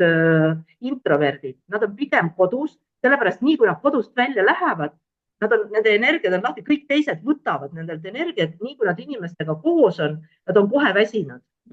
Väikesed andjad on need, kes natukene annavad ja saavad hakkama, aga ka pigem väsivad seltskonnas. Ja siis on need neutraalsed, kes ei saa energiatest üldse midagi ei toimu. Ja siis on väiksed võtjad ja suured võtjad. Kui suur võtja on seltskonnas, siis kõik ülejäänud seltskond on väsinud.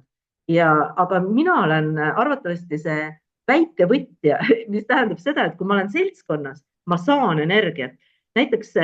on osad inimesed, kes oleks täna selle loengu peavad ära, nad on pärast nii väsinud, et nad 10 päeva ei taha loengut pidada. Siis minul on vastupidi, kui ma olen täna siin ära käinud, teiega rääkinud, teile rääkinud, tunnen ennast palju värskemana kui enne siia tulekut. Et ma, ausalt öeldes veebis see ei tööta nii hästi, aga kui see on nagu üks ühele ruumis, siis mind hästi võimestavad inimesed, et kui mul on inimesed vastas, inimesed säravad mulle vastu ja ütlevad, jaa, see on äge ja mõtlevad kaasa.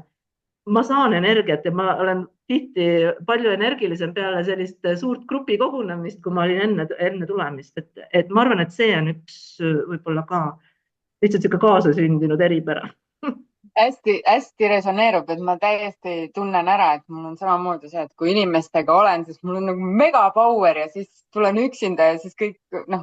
kaob nagu tegelikult ära, et ei jää nagu püsima tegelikult. Ja see koht oli hästi tähtis minu jaoks ka, et tegelikult minul käis kuskil 45-selt, ennem seda mul oli, ma ei tea, 5 last ja 5 ettevõtet ja üle-eestilised organisatsioonid, mida juhtida ja energiat oli niimoodi, et rohkem kui küll, aga täna ikkagi on see, et ma väsin ära ja siis on nagu see tunne, et appi, mis muga juhtunud on. Arvatavasti ei olegi midagi juhtunud, et lihtsalt ongi see, et energiat on vähem ja nii nagu vananedes nagu igat pidi, et liikuvus väheneb ja ei ole enam, ei jookse enam 100 meetri maailmarekordeid ja kõik sellised asjad. Aga sellega tuleb lihtsalt harjuda, arvestada ja vastavalt sellele ka oma temposid settida, ma arvan. No ja teha targemaid valikuid ka ja mina olen ka täpselt samamoodi mõelnud, et see on ka see, et siis tegelikult juba teed targemaid valikuid, et sa ei sahmi nii palju ringi, et võtad need asjad, mis annavad energiat, et tegelikult midagi ei muutugi. Lihtsalt sa ei tee kõiki asju, mis sul ette nagu tuleb, vaid et oled nagu targem, et väga hea küsimus, Karin. Kes veel tahab küsida? Võtame paar küsimust veel, siis tõmbame joone õhtule alla. No küsige nüüd, Eva on siin eetris meil. No igal juhul, ma ütlen siis vahepeal veel ennem, kui teised küsivad, et tohutult inspireeriv, et nagu täielik sihuke, no tõesti innustav ja inspireeriv, et tõesti selline tunne, et jess, sinu tiimis tahaks olla täitsa kohe.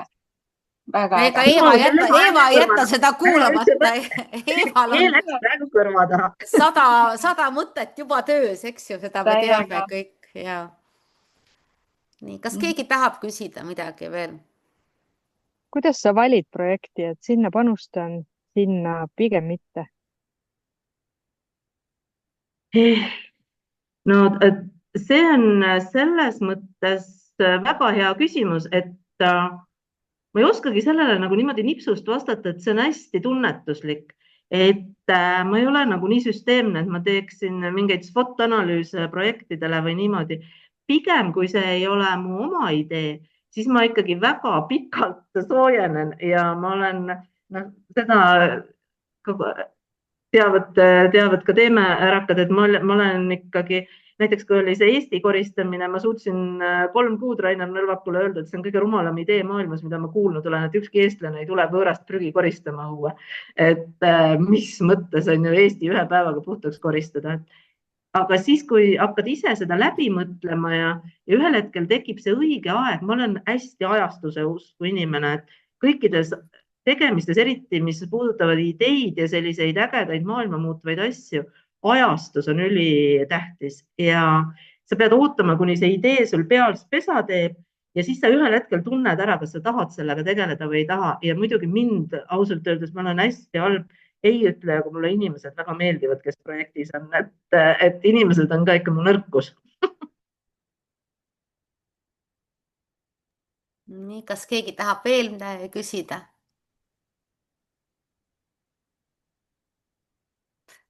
Kristel küsib, ma küsin su selles mõttes, et Kristel küsib, kuidas ja millistest seltskonnast leida sobiva eriprofiilidega inimest oma tiimi, kes tõesti sinna sobivad, kuidas neid valideerida, kuidas teada, et nad just on õiged? Siin on niimoodi, et ma kasutan sellist lauset, seda võib täna siin öelda, kui väga avalikult, ma seda tavaliselt ei ütle, aga jälle tiimide inimesed teavad, et kõigepealt tuleb inimene välja mõelda ja siis surnuks rääkida. Ehk siis, et kõigepealt mõtled välja. Muide, hea näide on siin Eenast tuua. Ma ei ole selle peale 100 aastat mõelnud, aga praegu tuli, kuna Eenaga on tegemist ka siin niimoodi ümber nurga. Et ükskord meil oli siuke aeg millalgi,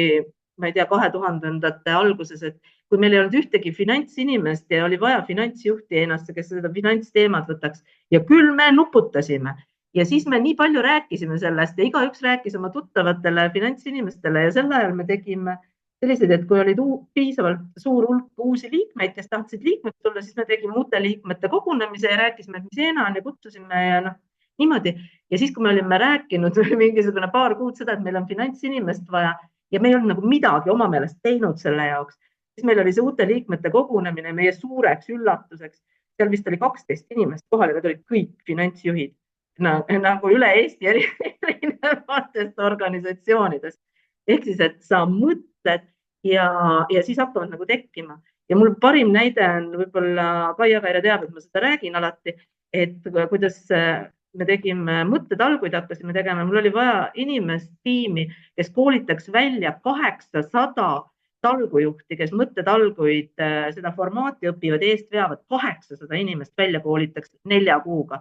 Ja küll ma olin rääkinud kõikide koolitajatega juba ja no ei leia seda õiget. Ja siis ma olin jõulude ajal vanemate juures Saaremaal, tegin Eesti naise lahti juhuslikult ja seal oli persooni intervjuu Kaia Kairega, keda ma polnud elu sees varem näinud ega kuulnud tast mitte midagi. Ja nii kui ma seda fotot nägin, ma teadsin, et Kaia Kaire on see, kes tuleb seda eest vedama. Ja oligi, nii kui jõulud läbi said, otsisin Kaia Kaire numbri üles, helistasin, rääkisime ja ülejäänud on ajalugu, nagu öeldakse. Et lihtsalt on ka see, et vahest on nii, et seda õiget inimest ei tule ja ei tule.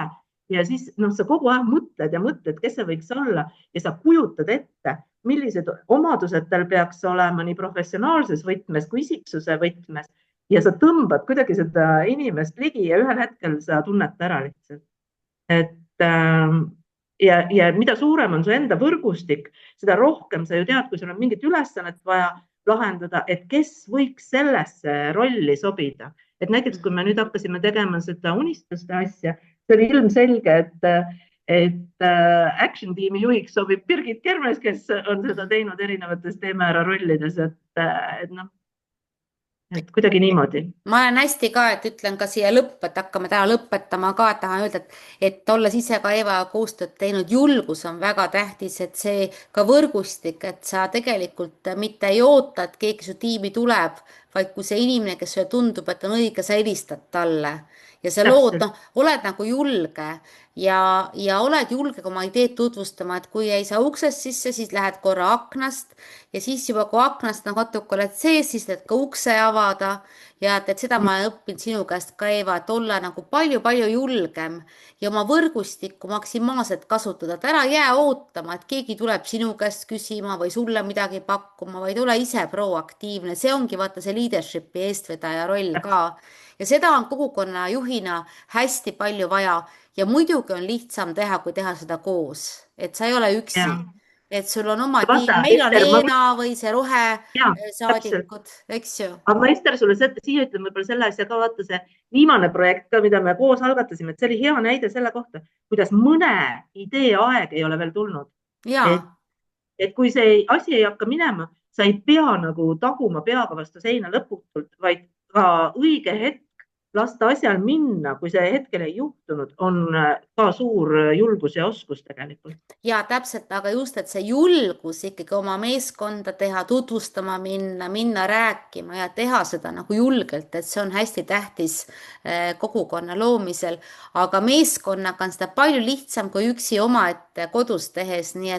et kallid naised, et meil on siin konverents tulemas, tulge sinna 4. oktoober, panin siia lingi ka, loome võrgustikke ja kui ka siin on täna inimesi, et võta julgelt ühendust. mina ütlen, et kui ma olen ükskõik kelle poole pöördunud, keegi ei ole mulle öelnud, et noh, et ei, see ei ole üldse seda.